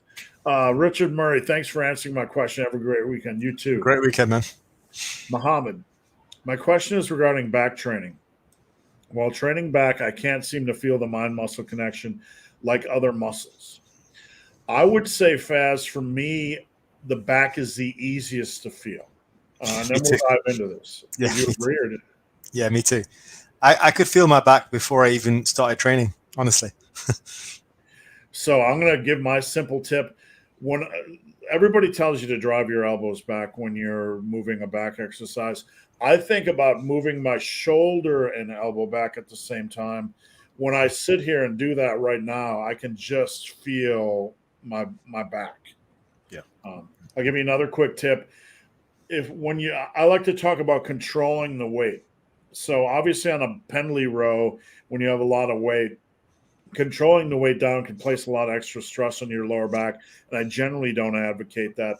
But if you're doing something like a machine row or a lat pull down and you want to control the weight and get a little bit more eccentric focus, think about slowing the weight at your elbow, not your hand. Fight it with your elbow, not your grip in your hand. I think you'll get more back feel and focus that way. So anything to contribute, Faz? I think all of that's useful, Mohammed, but I would also say if you get a lot stronger and add body weight and add muscle, eventually you will have enough mass that you will begin to feel the contraction and have a better mind-muscle connection. All very valid advice, but like if you just get strong, dude, get big, like it will come at some point. You can't have massive lats without being able to feel them. And if you're chinning with 40 kilos around your waist, if you're rowing like heavy dumbbells, then you're gonna have a decent back. It's not all about feeling it.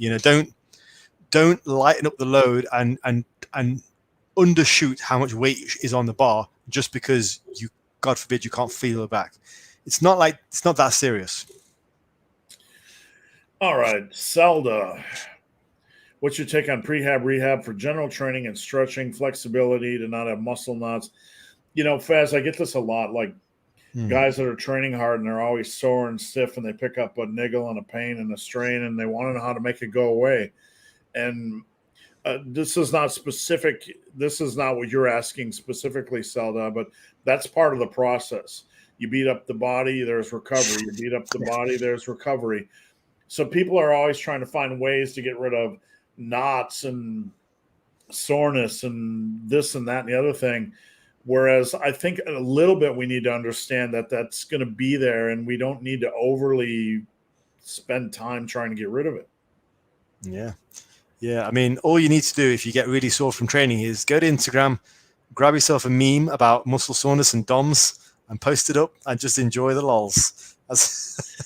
Really. I mean, I have nothing against yoga and stretching. If you like to do it, do it. If you find value, do it. I mean, I'm nearing 55 and I feel like a steel beam. I need more flexibility. But I don't know. I generally don't care for rehab or prehab. I just don't have the time to invest in it. I'd say if you're consistently sore, maybe look at your programming. I should rephrase that. There's nothing wrong with being sore.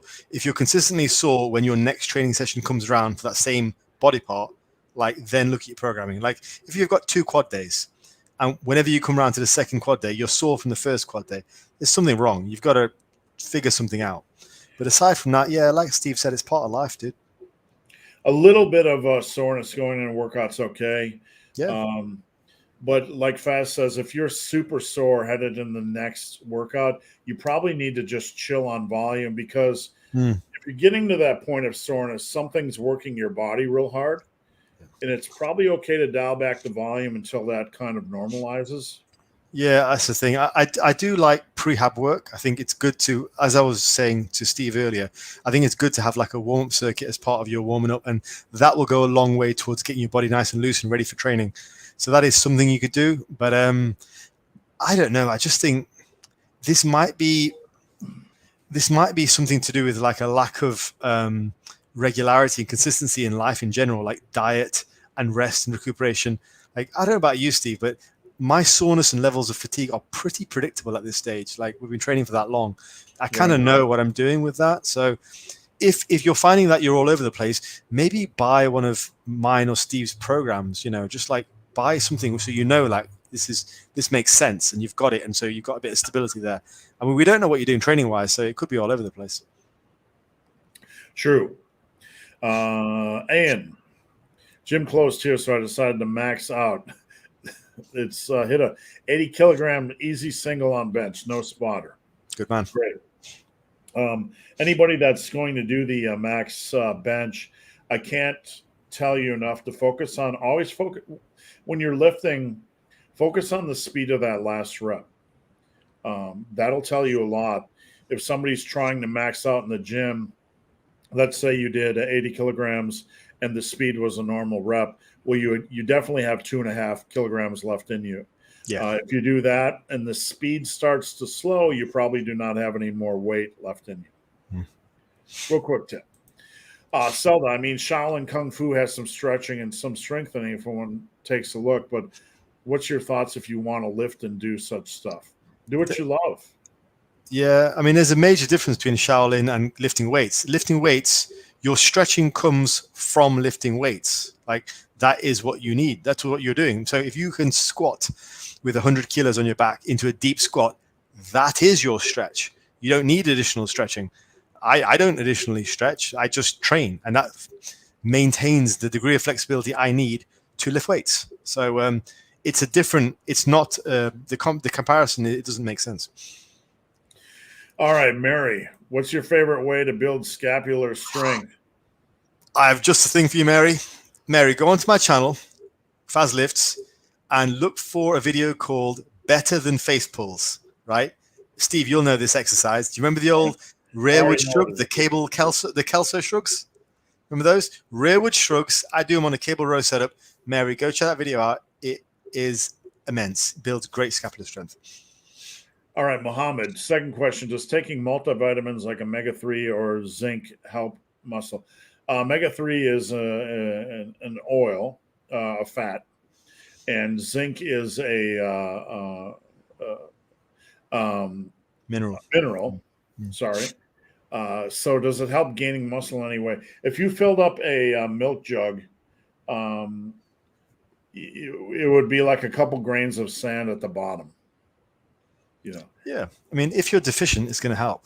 But how do you know you're deficient? Have you had a blood test, or are you just going off what somebody says on the internet? Well, if you're deficient, it'll help.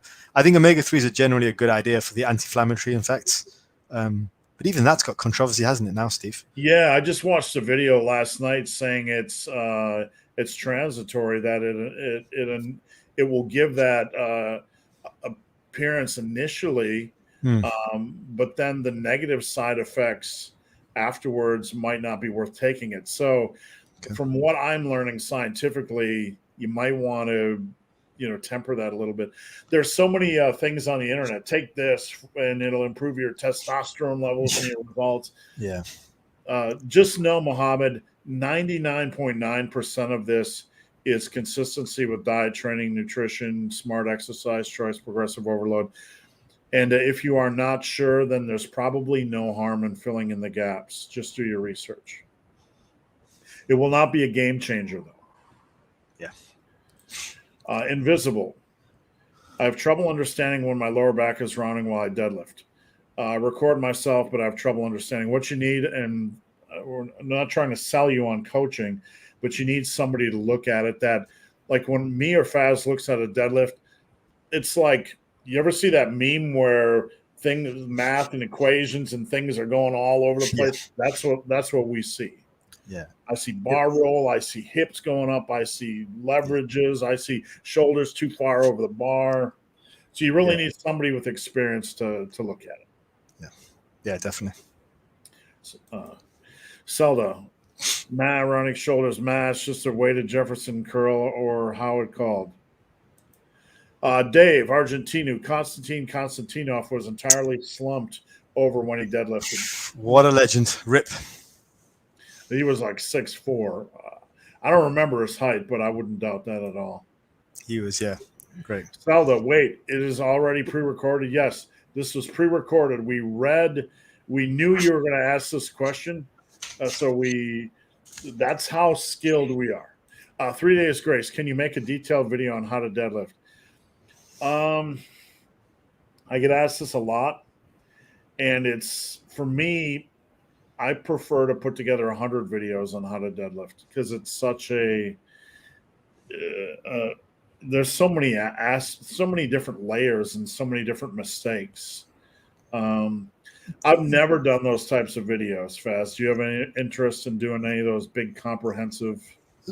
Well, let me tell you this from a teaching point of view, because I used to be a school teacher. It's generally not the way to introduce a new concept. Generally, the way to introduce a new concept is to provide people with a working example, which is perfect. Okay, now it doesn't have to be very long. So this is how you do it. And then what you do is you break apart the misconceptions. So how do we apply that to a weight training video? Firstly, you might have a video saying, hey, this is how you deadlift. And it would be maybe 5 minutes long, saying some basic pointers. But subsequent videos, like Steve is saying, would address where people go wrong. So here's a common mistake. Here's how to fix it. Here's a common mistake. Here's how to fix it. That is how teaching and learning is done. Providing somebody with a 2-hour video on how to deadlift does not work as well. People get lost. You want to show a perfect working example and then break down various misconceptions. That is how people learn in their brains. Take that from a veteran. Yeah, there's something called form locked, where people have so much information that they turn these natural movements into they compartmentalize aspects of the squat or deadlift, or they turn it into a series of pieces or steps or parts. Yeah. My philosophy is, if I can't teach someone squat or deadlift in 3 easy steps or under a minute, then it's way too complicated. I have a video called Pick Up the Quarter on this channel where I teach people how to get into a proper squat form in without knowing anything about the squat. So that's how I like to teach. Yeah. So regarding that 3 Days Grace, I have kind of videos like that, but like Faz says, I prefer to, keep it as my elevator pitch. Let's get them to the basics, and then that's refined. Yeah. And you know what? A lot of the times, with clients with people like this, you'd rather them be clients, because if there are some major problems, then you'd rather work with them and fix them so you can fix their individual problems, rather than releasing 20 videos or one video which is 5 hours long detailing all the different parts, because it's just going to be so individual. I'll tell you this is again from teaching. There's usually 1, 2, or 3 ways to do something correctly. And there is an unlimited number of ways in which people mess things up, right? I've learned that from teaching. You have to preempt them all. So the best thing to do is really to hire someone. Not trying to come across like a pitch, but like literally, you cannot account for any number of different ways that people will screw things up. But if you're with them, you can fix it. I want to put a caveat on coaching, and this is not a pitch. It's just reality. There are coaches that can coach form, and then there's coaches that know how to write a workout on a piece of paper, and it might not even be optimal. Okay, so you guys, whether it's me or Faz or whoever, I don't care, but everyone could benefit from having a coach for at least 3 months that knows form. There, if you need a coach for accountability, that's great. But why not get a coach that you can have the accountability and that knows exercise form? Because there is a lot you're going to learn, and it's going to save you a lot of time in the long run. Reuben, Stringfellow, trying to bulk. How hard is it to bulk, Reuben? Put food in your mouth. I'm just kidding. I'm being facetious. I usually eat 2,500 calories a day for maintenance. For bulking, I'm eating 2,800. Is that enough? Reuben, I'll give you my quick thing. Aim to gain about 1.5 pounds to 2 pounds a month, and be consistent with your calorie intake, because if you're not, then you're really putting yourself in a bad position. Anything to add, Faz? I think that's perfect. I think 300 is reasonable, but also what Steve said is absolutely perfect. Use your weight as a proxy for how well your bulk is going. If you're gaining at that rate, then you are doing enough. 2,800 sounds reasonable. Yeah, it does. Olympic grade lurker. I actually sleep better when I'm happy and full. Yeah, I do not disagree. For me, it really comes down to food quality with how I sleep. Mary, it can interrupt sleep for sure. Definitely. Big Paul Velasquez. If I go to bed hungry, I sleep, eat mostly potato chips. Oh God, really? I'm not judging, but it always baffles me, Faz, the folks that get out of bed at like 1, and then they eat and then they go back to bed. Like, I've never done that. I want to sleep. I don't know about you. I'll eat in the morning. I'm not getting up for anything. No. Thank you, Mary. Appreciate it. Thanks, Mary. Santinder, why is bench often the lift that goes down when cutting? We kind of touched on this a little bit earlier. I think ROM is a good idea, but also, like we were saying, there's less mass of you pushing against that mass. So I think that's it. Also, I think that if anything, people use their upper body less in everyday life. So people like walk a lot. They use the back a lot more. The upper body pushing muscles are just a lot less trained, I think. Yeah, I mean, with your legs and your quads and your glutes and your hands, there's a lot of big muscle groups. In a deadlift and squat, you're using a lot more of those big muscle groups. In the bench, you're more reliant on a limited, some of the generally weaker muscle groups. Yeah. So I think that plays into it some way, somehow. I'm just going to grab a drink. I'll be right back. All right, Big Dave. Maybe the back strength maintenance during a cut is evolutionary. Gripping and pulling up into a tree to get away from a predator seems important. Yes, it certainly does. Sebastian, I can officially run 500 meters at 16 kilometers per hour without stopping on the treadmill, hoping to reach a mile at that speed. Do some research into surging or speed ups. That will help you. That will help you bring up your base speed, like bring up the floor a little bit.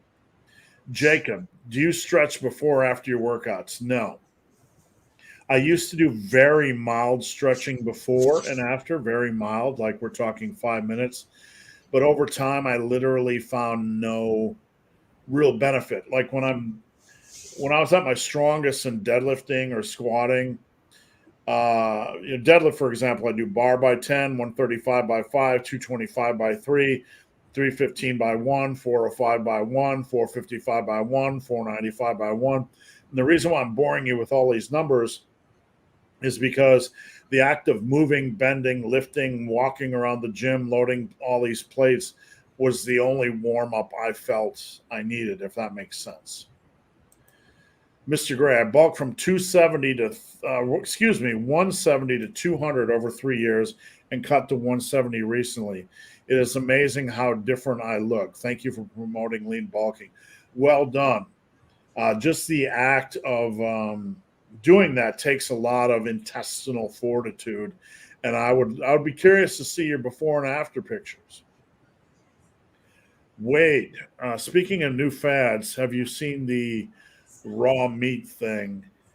I've seen some people doing it on social media, and it's a little bit silly. Yeah, I mean, people never cease to amaze me. They always find a new and creative way to do something silly.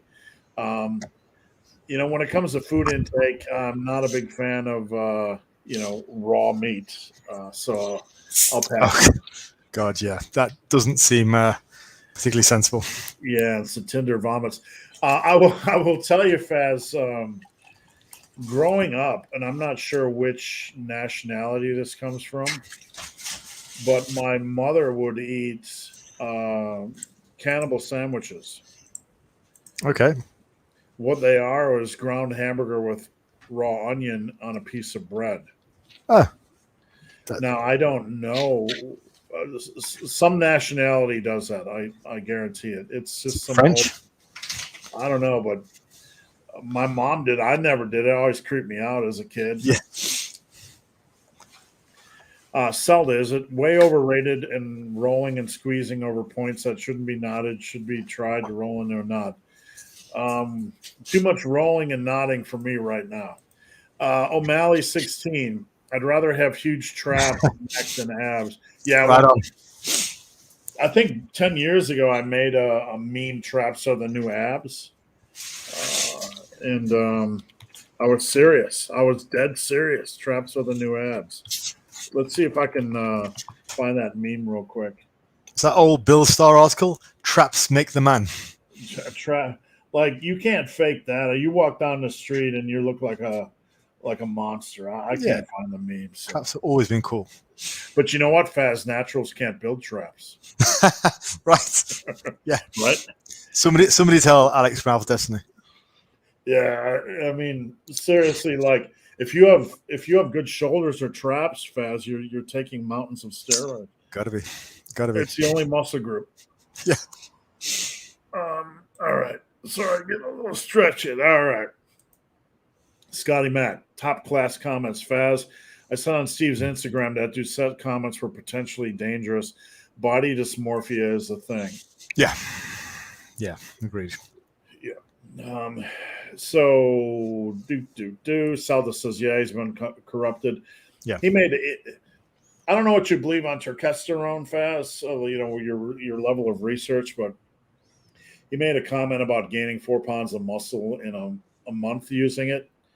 And like, I made a video about it. You can't, like, even a noob in beginner gains is their first month rocking. They would be hard pressed to gain 4 pounds in a month. That's stretch. Yeah, I don't know. I mean, I don't like talking bad about anyone. So I'll reserve my comments about the, just relating to the body dysmorphia thing. That really annoyed me. Him as a person, I don't know. I don't watch enough of his stuff. I don't know. I just don't like to. Yeah, I don't know. I had a question about another YouTuber who used to be quite prominent about 5 or 6 years ago. He was apparently a mercenary back in the day. I had a comment about him. Here we go. I'm not even going to say the name, but I had a comment about him, and my reply was, look, I just wish him the best. I don't even know if he's still active, but I have no sort of harm against anyone on YouTube or anyone in life. But no. So nothing against Greg Doucette as a person, but those particular comments I found to be very, very, I did not approve at all. Yeah, and I don't like to speculate on anybody's motives. You guys can form your own opinions, and my opinion on somebody's motives are irrelevant. I like to talk about ideas and concepts. The 4 pounds. you can't, it's hard to get on the internet and say you can't gain 4 pounds of muscle without somebody saying you're attacking Greg Doucette. I'm not attacking Greg Doucette. I'm attacking the concept because it's scientifically unsound. Yeah. So, Alan, hi. Zelda, hi ho, Alan. Paul Velasco is a massive gargoyle. That could work. Mr. Gray, upright rows with a low cable and rope handle is super comfy for me. I've not tried them with a rope handle. Ian, I'm 22. How to prevent diabetes later in life? All right. My best advice, Ian, is avoid processed food, fast food, hyperpalatable food, processed sugar, processed flour, and seed oils as much as possible. You don't have to not eat pizza the rest of your life, but avoid that as much as you can, and you'll be well on the way to taking care of yourself. Faz, anything to add? Yeah, I'd also say, get as jacked and lean as you can. Okay, comfortably sustain. It is important before you're 30 to have accrued a lot of muscle. That will help in it. Having a lot of muscle has an anti-diabetic effect on you for many reasons. Okay, so do that, and also try and stay as relatively lean as you can, as comfortably possible. It is important to go through the majority of your life with a high degree of muscle mass, so you have a higher degree of metabolism. You have a larger pool for all the glycogen the glucose that you eat to be stored into, and also the fact that you're training hard and you're burning off that glycogen as well. It's all better when you have bigger muscles, guaranteed. No argument about that. There are many top health authorities argue about many things, but the one thing they don't argue about, which is a definite, is big muscles, as long as you're natural, is a good thing. And try and keep a hold on body fat. Don't get too fat. Do not get obese. And yes, that'd be my advice. Yeah, the lifting end of things is something that's not talked about a lot when it comes to health in general. It's always like, let's just go do cardio and eat a salad. All right, what do we got here? Muhammad, last question. I lost most gains in weight due to COVID 3 months ago that I built over 3 years. I've also got diagnosed with diabetes. Any possibility? There's a 100% possibility of gaining back. Muscle memory is a very real thing. Not only do you have the confidence to regain that strength rapidly because you've been there, it's like being on a hike. You know the road. You can get there, so there's no doubt. And it's only been 3 months. You will regain that muscle mass rapidly, very rapidly. Faz, have you ever had a detrained period in your life where you came back and regained everything in 6 months? Yeah, massively. I mean, when I was away traveling, when I was younger, I traveled around Asia, South Korea, Japan, and China, and I lost a lot. I actually came back 77 kilos, which is really light. And I regained all of that and way more in the following few years. And, within the first 6 months, it was a lot of it came back. So, yeah, it can. The diabetes thing, I don't know the interaction with that. I'm sorry to hear that. I don't know. I'm not a doctor, and I've had no experience of that. So that's out of my expertise. But definitely lost muscle. Yeah, sure, you can regain. In 2004, my second daughter was born, and she had a lot of colic. Basically, she would scream, every waking moment of her life. And it put a lot of stress on us until we solved that puzzle. But I wasn't lifting for about a year. And when I came back, I recall in 2006, after 6 months, I looked like I did back in 1989. It was just quick. Yeah, nice. Eric, since calves can take a lot of punishment, would you recommend training them bulldozer style, rest pause style? Yeah, I have no problem with that.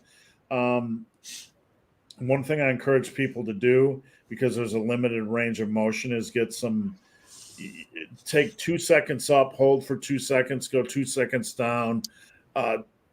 Train them in a different way. When you see people doing seated calf raises or standing calf raises, sometimes it's like 15 quick reps and you're done in like 12.3 seconds.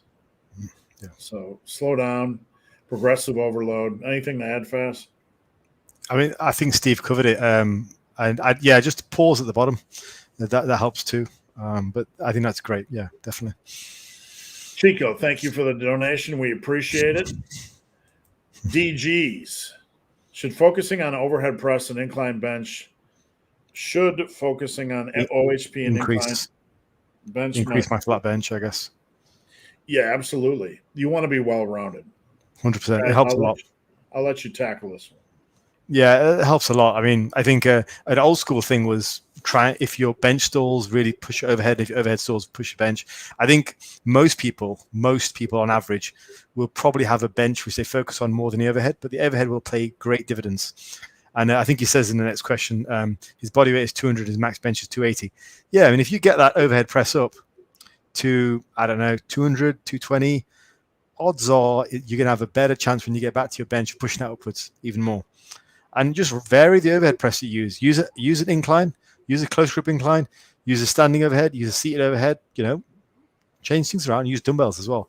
And it will all have a great transference to the flat bench. It's all pressing. So I try to get my clients to, first step is 135 by 3 sets of 8. If you get there, you're doing probably better than most people will ever do in the gym. Yeah, that's good. And I am a big fan of seated presses just for stability, and I feel you can lift more weight. Yes, me too. So if you want to be a bencher, I go against the grain and say probably do more seated presses. Yeah, I agree. Stein, when going from bulk to cut, would it be smart to take a deload before starting a cut or just start the cut? Faz, what are your thoughts on that? Yeah, I have some ideas on this. This is not going to be very scientific, so don't murder me in the comments, but I think there is definitely something to be said for having a maintenance period between the bulk and the cut. I don't know why, but all I know is that if you go from a bulk straight to a cut, you tend to lose more muscle. There's something about it, whether the hypertrophy isn't quite finished and it takes longer to stabilize. I don't know what it is, but if you finish a bulk, I would highly recommend doing a maintenance for about 4 weeks, and in that maintenance you could take a deload at some point before you go into the cut. I think you for whatever reason, and I don't know what the reason is, you run the risk of losing more muscle if you go straight from a bulk to a cut. So yeah, do a maintenance and fit the deload in there. So Faz, back in the day, I recall reading something, and this might sound bro sciencey as well, and it was a transitory comment, and I don't recall where it's been, but fat loss and muscle building, fat loss in specific is not like a light switch. You eat 1 calorie over, it goes to fat. You eat 1 calorie under, it's pulled from fat. The body it would be very inefficient for the body just to act like a light switch. So there is some degree of that, but some of it is a transitory, the body settling in. Okay, I'm going to be lower calorie for a while, so I'm going to settle in. Okay, I'm going to be higher calorie for a while. So the body's going to try to be more efficient when it sees trends. Does that make sense? Yeah, that sounds reasonable. So it's kind of like momentum. Yeah, so the body's going to try to be efficient. And I don't know if you've ever seen this, but I've had guys come off a cut that were on 2,100, 2,200 calories, successful cut. And then when they bring their calories back up for a bulk, they're still burning fat. Yes, definitely. 2,500 losing weight, 2,800 losing weight, 3,000 losing weight, where they couldn't do that before. Yeah, metabolism ramps right up. I've seen that.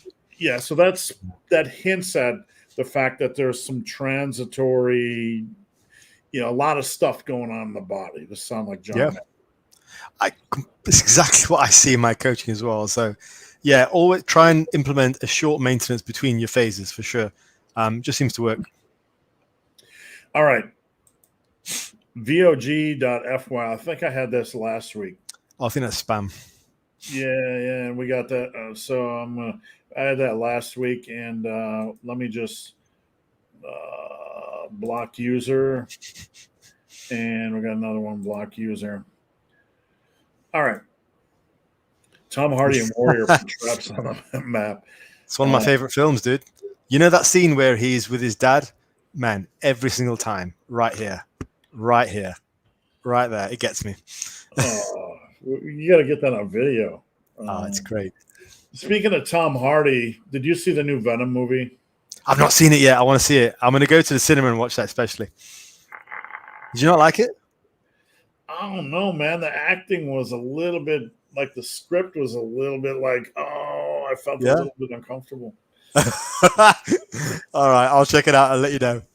Here's the thing, it wasn't at the level of the Spider-Man movies, right? Okay, the new ones, and my wife was kind of like cringe. It's a man movie I could watch alone, so you'll enjoy it. Yeah. But I knew my wife would cringe because it didn't, it wasn't wife worthy. Okay, all right. Ugh. 110-pound weighted pull-up, 255 close grip bench at 130-pound body weight, but arms are 12 inches flexed. Something going on there. Why? Oh, why? It's because you're 130 pounds, bro. That's why. Are you trying to keep your weight at 130? Because you can build strength, but you can be your own worst enemy. You're not going to have 16-inch guns and a 130-pound man body. It just doesn't happen. No, it's not possible. It's not physically impossible. Like when I was skinny, I could do pull-ups for days because I was skinny. Gain some weight, man. Now the close grip bench is pretty respectable. Definitely respectable, but you got a slow bulk. You need a not aggressive bulk, not a fat bulk, a wise bulk, no more than 2 pounds a month. Let's get that weight up slowly over 3 years. And at the end of the tunnel, you're going to have 16-inch arms. Rob McLean, fast. Hey, Rob. 2 pounds. Rob's one of my clients. He's a good guy. Forgot to mention being called skinny despite being strong affects my mental health. Well, then don't be skinny. I mean, build up your... Okay, let me backtrack. Being called skinny despite being strong affects my mental health. It's something you can control. Okay. You can control how you look. You're training hard enough to have a good bench and a good pull-up, and I'm not dismissing your pull-up. So I'm sure it does affect your mental health. Being called names affects us all. But look, you have the ability to control this. So Faz, anything to add to that? Yeah, I mean, I hate seeing stuff like this because whoever's calling you skinny, right, they can F off, firstly, right? Now, you've got a lot of things going for you, dude. Like, you can bench a hell of a lot. You can pull up a hell of a lot. I mean, I'm sure you're a good person. You've got a lot of stuff going for you. Like, you don't need to put up with that kind of crap from other people. Now, in terms of how you speak to yourself, you've got to start speaking to yourself better. One of the best pieces of advice I ever heard was start to treat yourself like somebody you're taking care of. You got to stop that negative self-talk, right? This is you and you for the rest of your life, and you can accomplish great things. I get the feeling you're probably quite young and you're kind of on the beginning of your journey. So you got to start thinking more of yourself, rack up some small wins. I mean, look at your strength so far. It's a big win. Great stuff. There's plenty that you can get better at. Steve will tell you this. I mean, we're both old guys, the amount that we've tried and done and accomplished and achieved, you can do whatever you want. Right? If you want to get bigger, you can get bigger. The ways and means of doing that. If you want to become like a doctor or a professor or whatever, the ways and means of doing that, whatever is your goal, have a goal, break it down into chunks, celebrate your wins. That will build up your self-esteem. And you've already benched 255. It's great. So you got to stop that negative. I hate it when people have this negative self-talk. Like, it's just, you've got one life to live, bro, and then you're dead. Like, so stop talking to yourself like that, right? There's, I'm going to tell you something. Physical activity and nutrition and lifting and all the stuff we talk about, there's this how we look, and there's many layers to it, okay? But the reason I love it is because it gives us control. It gives us 100% control. I can control what I put in my mouth, and it gives me an output. I can control what I do in the gym, and it gives me an output. You have control right now. You have you have power. Amazing power just right there. And Faz and I are here to help. This is what I live to do, to help people change lives. I don't give a shit what anybody's bench number is. But to change, like the way it changed my life. I was a skinny, fat kid who lived on processed foods in the 70s. I loved athletics, but I sucked at them. And in 2 years, I was stronger than anybody. I was bigger than anybody. And my athletic performance was ridiculous. I could grab a rim. I could sprint faster than anybody. And there's power there. So use that as fuel, Ugg, to drive you forward. Just put that coal in the coal chamber and stoke the engine and use that as fuel. Don't internalize it and turn it into a negative thing. Yeah. Right? Okay? Someone thinks you're skinny. What are you going to do about it? You have that power, and we're here to help. Get your weight up slowly, 1.5 pounds to 2 pounds a month. Continue to do what you're doing. And then I guarantee something, Ugg, in 3 years, those dipshits are going to be coming to you in the gym going, hey, bro, what you taking? Hey, bro, what's your program? Hey, bro, does creatine make you bald?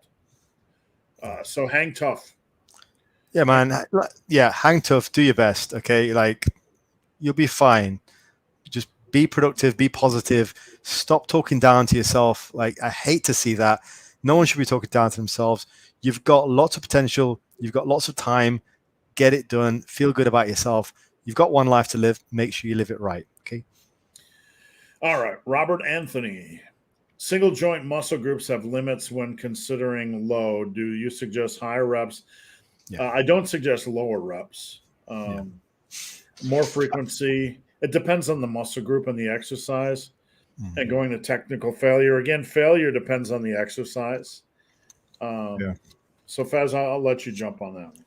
Yeah, I mean, I definitely agree with the first couple of things you said. Definitely higher reps. I almost always do that. And that's for like arms, things like leg extensions, leg curls. I will generally go for higher reps. I mean, you're not going to catch me doing sets of 5 to 8 on a leg extension. Doesn't happen. More frequency, well, if it's in the confines of your program, maybe. Technical failure, again, if it leads to progress, sure, but it's not the be all and end all. Progress is the be all and end all. If you can progress safely, so without hurting yourself, without feeling bad, and you are still able to add weight to the bar, great. That's all you need. In general, if you're progression focused, the isolation single joint exercises will generally do better for higher repetitions. Like all of my tricep work is in the 20 range. All of my bicep work is in the 15 plus range. My leg extensions are all at least 12 reps, just because it just feels better. I can get more of a contraction. I can do what I'm supposed to do with those repetition ranges. So yeah, practically speaking, isolations tend to work better with higher reps. The frequency thing and the failure thing and intensifiers, I'm not too sure about that. As long as you're able to progress week to week, that's all I care about. And generally, higher repetitions allow you to progress better. Also, the other thing about higher repetitions is you can progress easier on a set of 15 because you've got smaller increments. Yep, exactly. Then a set of 5. Like you're not going to catch me doing side laterals with sets of 6 to 8 because it's impossible to go up. I may as well run those reps right up to 20 before I go to the next dumbbell. Otherwise, it's going to crush me. So in general, as a general rule for all those practical reasons, yeah, go high rep. One reason why I like rest pause or bulldozer training or higher reps on more isolation single joint exercises, bulldozer training, Faz, is basically my take on rest pause. You do as many reps as you can, rest 20 to 30 seconds, repeat for 5 mini sets. It's really easy to add a rep to those 5 sets because you're doing like 50 reps or 45 reps or 40 reps. It's much easier to add a rep each workout than it is trying to add a rep onto your side lateral raise. It's a really good way of doing things. Yeah, that's a very good way of doing things. Yeah, and you'll cap out faster, and you'll get more out of it. All right, Benny. Man, I stopped training for 7 years, and I've been back at it for 8 months, and I'm already pretty close to my 3-year gains. That's good. That's great, man. That's great. Brendan Bowman, best expertises for big back. I think he meant exercise, autocorrect. And should I deadlift and squat twice a week on push-pull legs? I'm not a fan of deadlifting heavy from the floor. When I say heavy, normal, more than once a week, unless it's a specialization program. Squat, I'm okay with. Fast? Yeah, I'm not as keen. I think there's more variety to be had. Also, Brendan, if you're doing PPL and you're hitting deadlift and squat twice a week, does that mean you're training 6 days a week? Because if you are, I don't know, Steve. I don't know how you feel about this, Steve. If I'm coaching naturals, 6 days a week PPL twice, that is a hell of a lot. And there's a potential of doing a lot of intensity, a lot of volume, which is normally not sustainable. What are your thoughts on that, Steve? A lot of people like PPLs. I tend to put together flexible schedules where I put together 2 push, 2 pull, and 2 legs. So there's a 6 workout cycle. Right. Yeah. And I tell people to insert rest days intuitively and don't stick to a schedule. So they start to listen to their body and rest when they need to rest. Yeah. I do not, of all the things you can do in the gym, I am not a fan of training 6 days a week unless it's a very super reasonable volume per day program. Yes. I completely agree. So, Just in general, I've just not seen Nashville to prosper very well on that. I did a video a few weeks back just saying about 4 days is about right. Yeah, 3, you have a hard time getting in your weekly volume on all your body parts, which it can be done. It's just harder. Yeah, if you're doing like a full body. Right. And look, regarding Faz's point, and this is a bigger one, exercise variety has value when it comes to strength and muscle building. Yeah. If you're not training specifically for powerlifting or whatever, then I like exercise variety. I don't want to deadlift twice a week. I don't want to squat twice a week. I think for legs like knee flexion, I'd like to see something which involves the hips. So it's going to be either a squat or a leg press. I want to see something which is just at the knee, so like a sissy squat or a leg extension. And I want to see some unilateral work. That's what I want to see for quad training. Okay, some single leg work. For deadlift and for back training, I want to see a pull. Okay. If you're talking about just the lower body, I want to see a deadlift, a hip hinge. I also want to see some kind of variation of a good morning. And if you've got access to it, a hyperextension or a glute ham raise. For the rest of the back, I want to see some kind of row and I want to see some kind of chin or pull up. So you've got a lot of exercises there. If you're using them for a reasonable amount of volume, you've got plenty to be getting on with over the week. So I think you can do better than just smashing squats and deadlifts twice a week. Do them, sure. They're great exercises. But I don't think you need to overdo them, like with everything. Hey, Faz, you remember what year Anthony Dattilo was at his peak? I was going way back to, was it 60s, 70s? There's so much controversy when it comes to steroids. What an absolute legend. Look at him. Era. What a stud. I know, man. I mean, you look at his before picture when he was a scrawny dude, like here with his his glasses and stuff, and he went full bear mode. You know, that's he really did.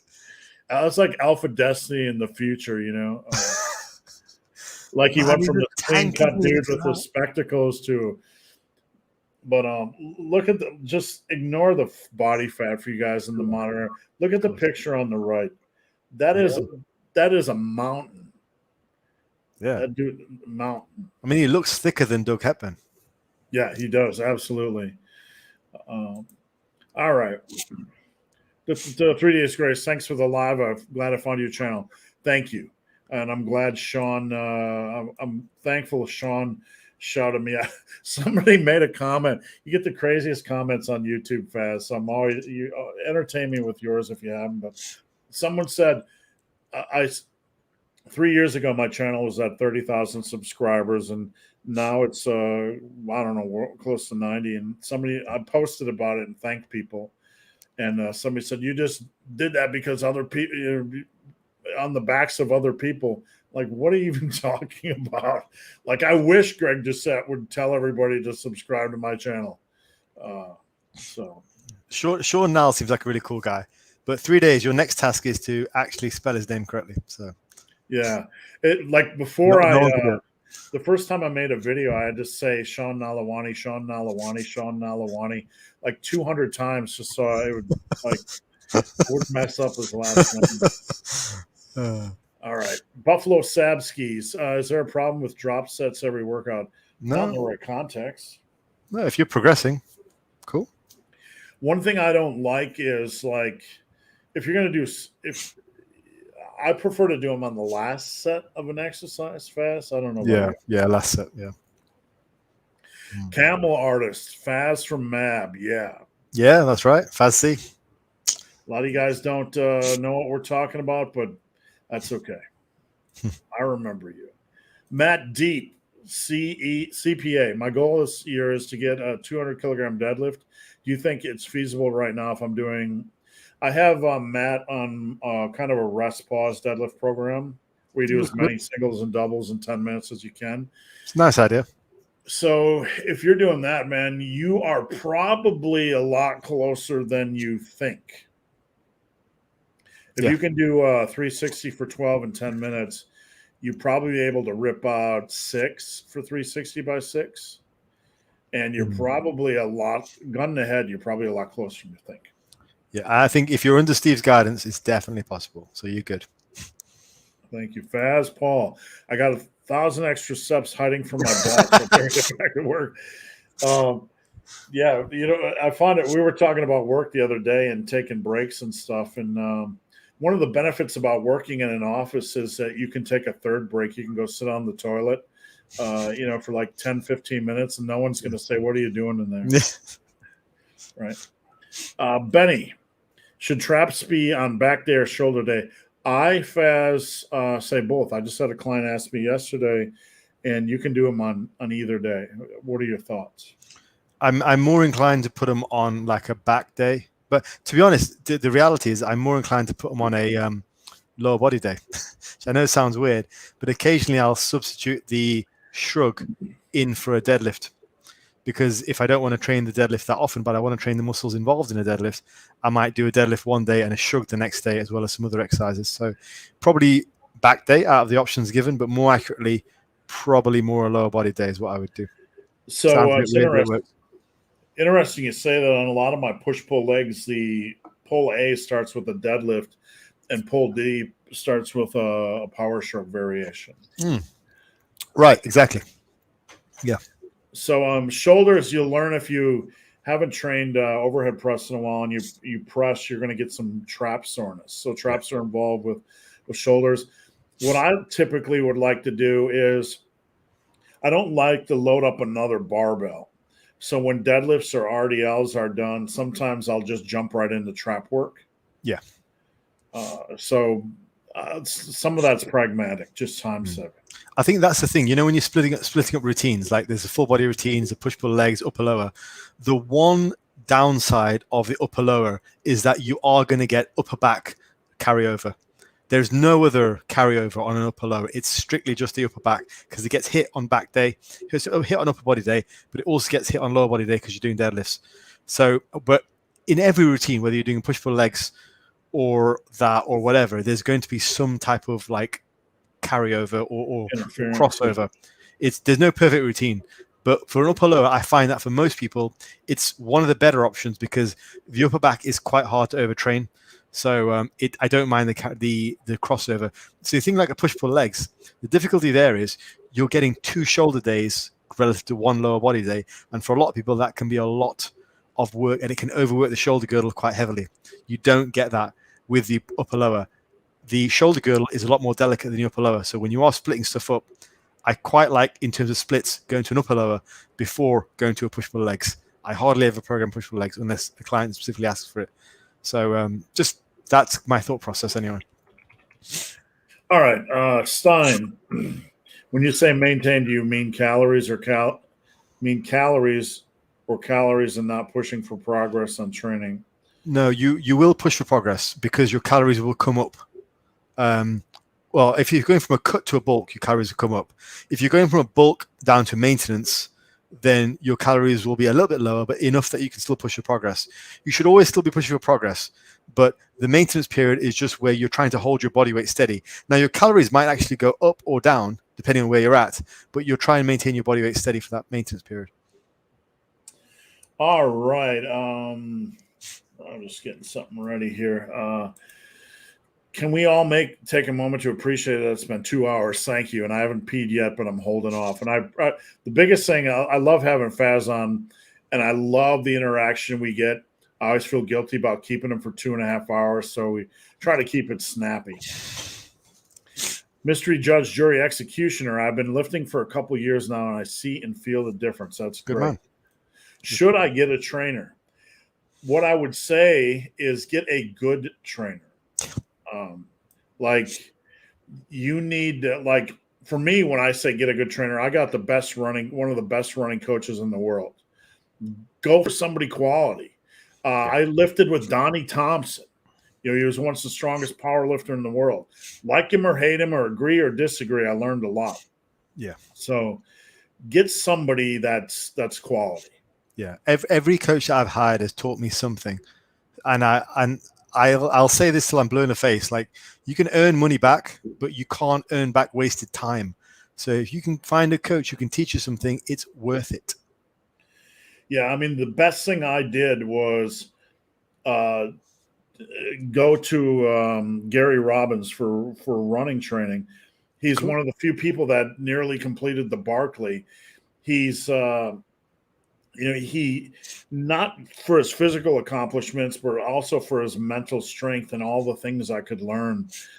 There's so many layers to coaching. You can go down to the gym and find there's a lot of power lifter coaches that know a lot, but like they'll train you like in the powerlifting way or, whatever. They won't always meet you where you're at. I don't know. Yeah. All right, Benny.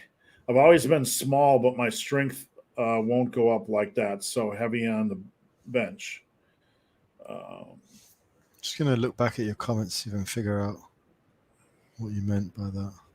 You asked it about traps.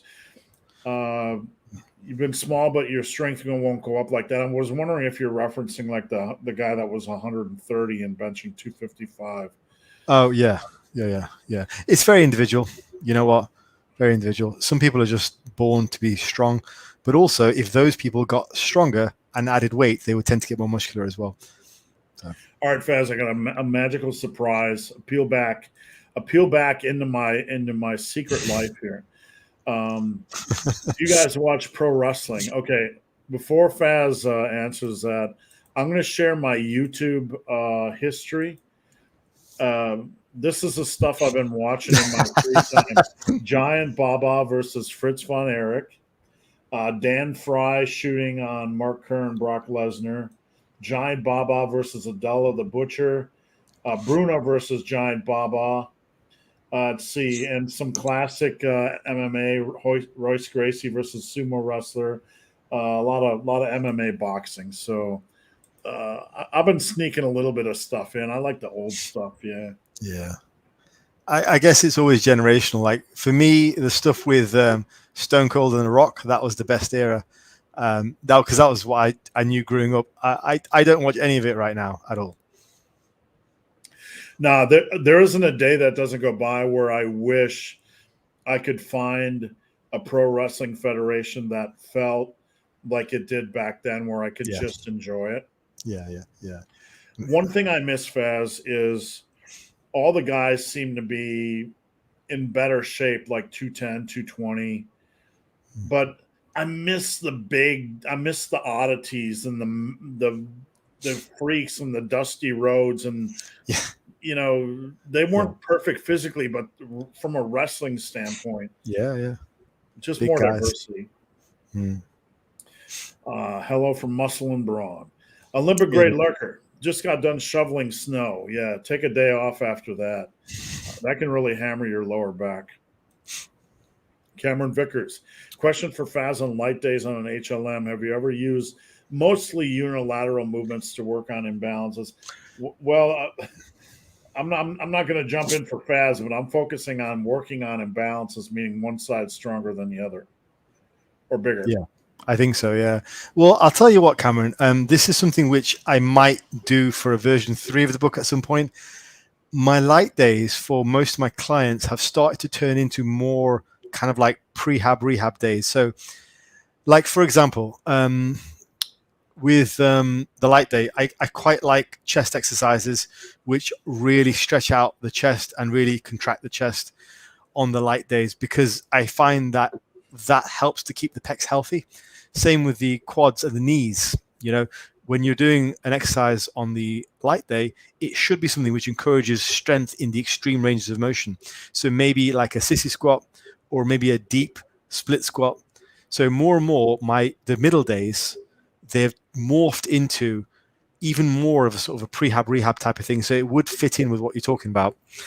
With regards to the unilateral exercise, I think you've got to be careful about where you put them in. Just because they're good for one body part doesn't mean they're going to be good for everything. Like chest, I find to be completely useless unilateral. Like absolutely zero benefit. The amount of guys I see at the local gym who are just doing like a one arm press, it's pointless. I find zero value in that whatsoever. I find far more value in a full stretch of the pec, on like a cable crossover or a pec deck. For shoulders, completely pointless. For back, pointless. Unilateral work in terms of like biceps, triceps. Okay, now we're talking. Hamstrings, quads. Okay, now we're talking. Calves, nothing. So I'd be very careful about just turning the whole day into unilateral, but think about why you're doing it. You're doing it to prevent imbalances. You're doing it to correct weaknesses. I would really focus on working on strengthening extreme ranges of motion so you don't get hurt. Like strengthen yourself in that wide range of motion there with like a dumbbell fly or a pec deck or a cable crossover. Strengthen those areas which might get neglected for the big compounds, so that the light day serves to be a rehab/prehab day for the heavy and the medium days. All right, thanks, Faz. OMFG, I'm on a lean bulk. 200 cal average above maintenance. I ate on a 1,500 calorie surplus yesterday, family reasons. So should I eat indefinite? No. I'm not. And Faz, I'd like your opinion on this, but you're not going to get fat from one day of overeating. If you do that 2-3 times a week, then yes, we have a problem.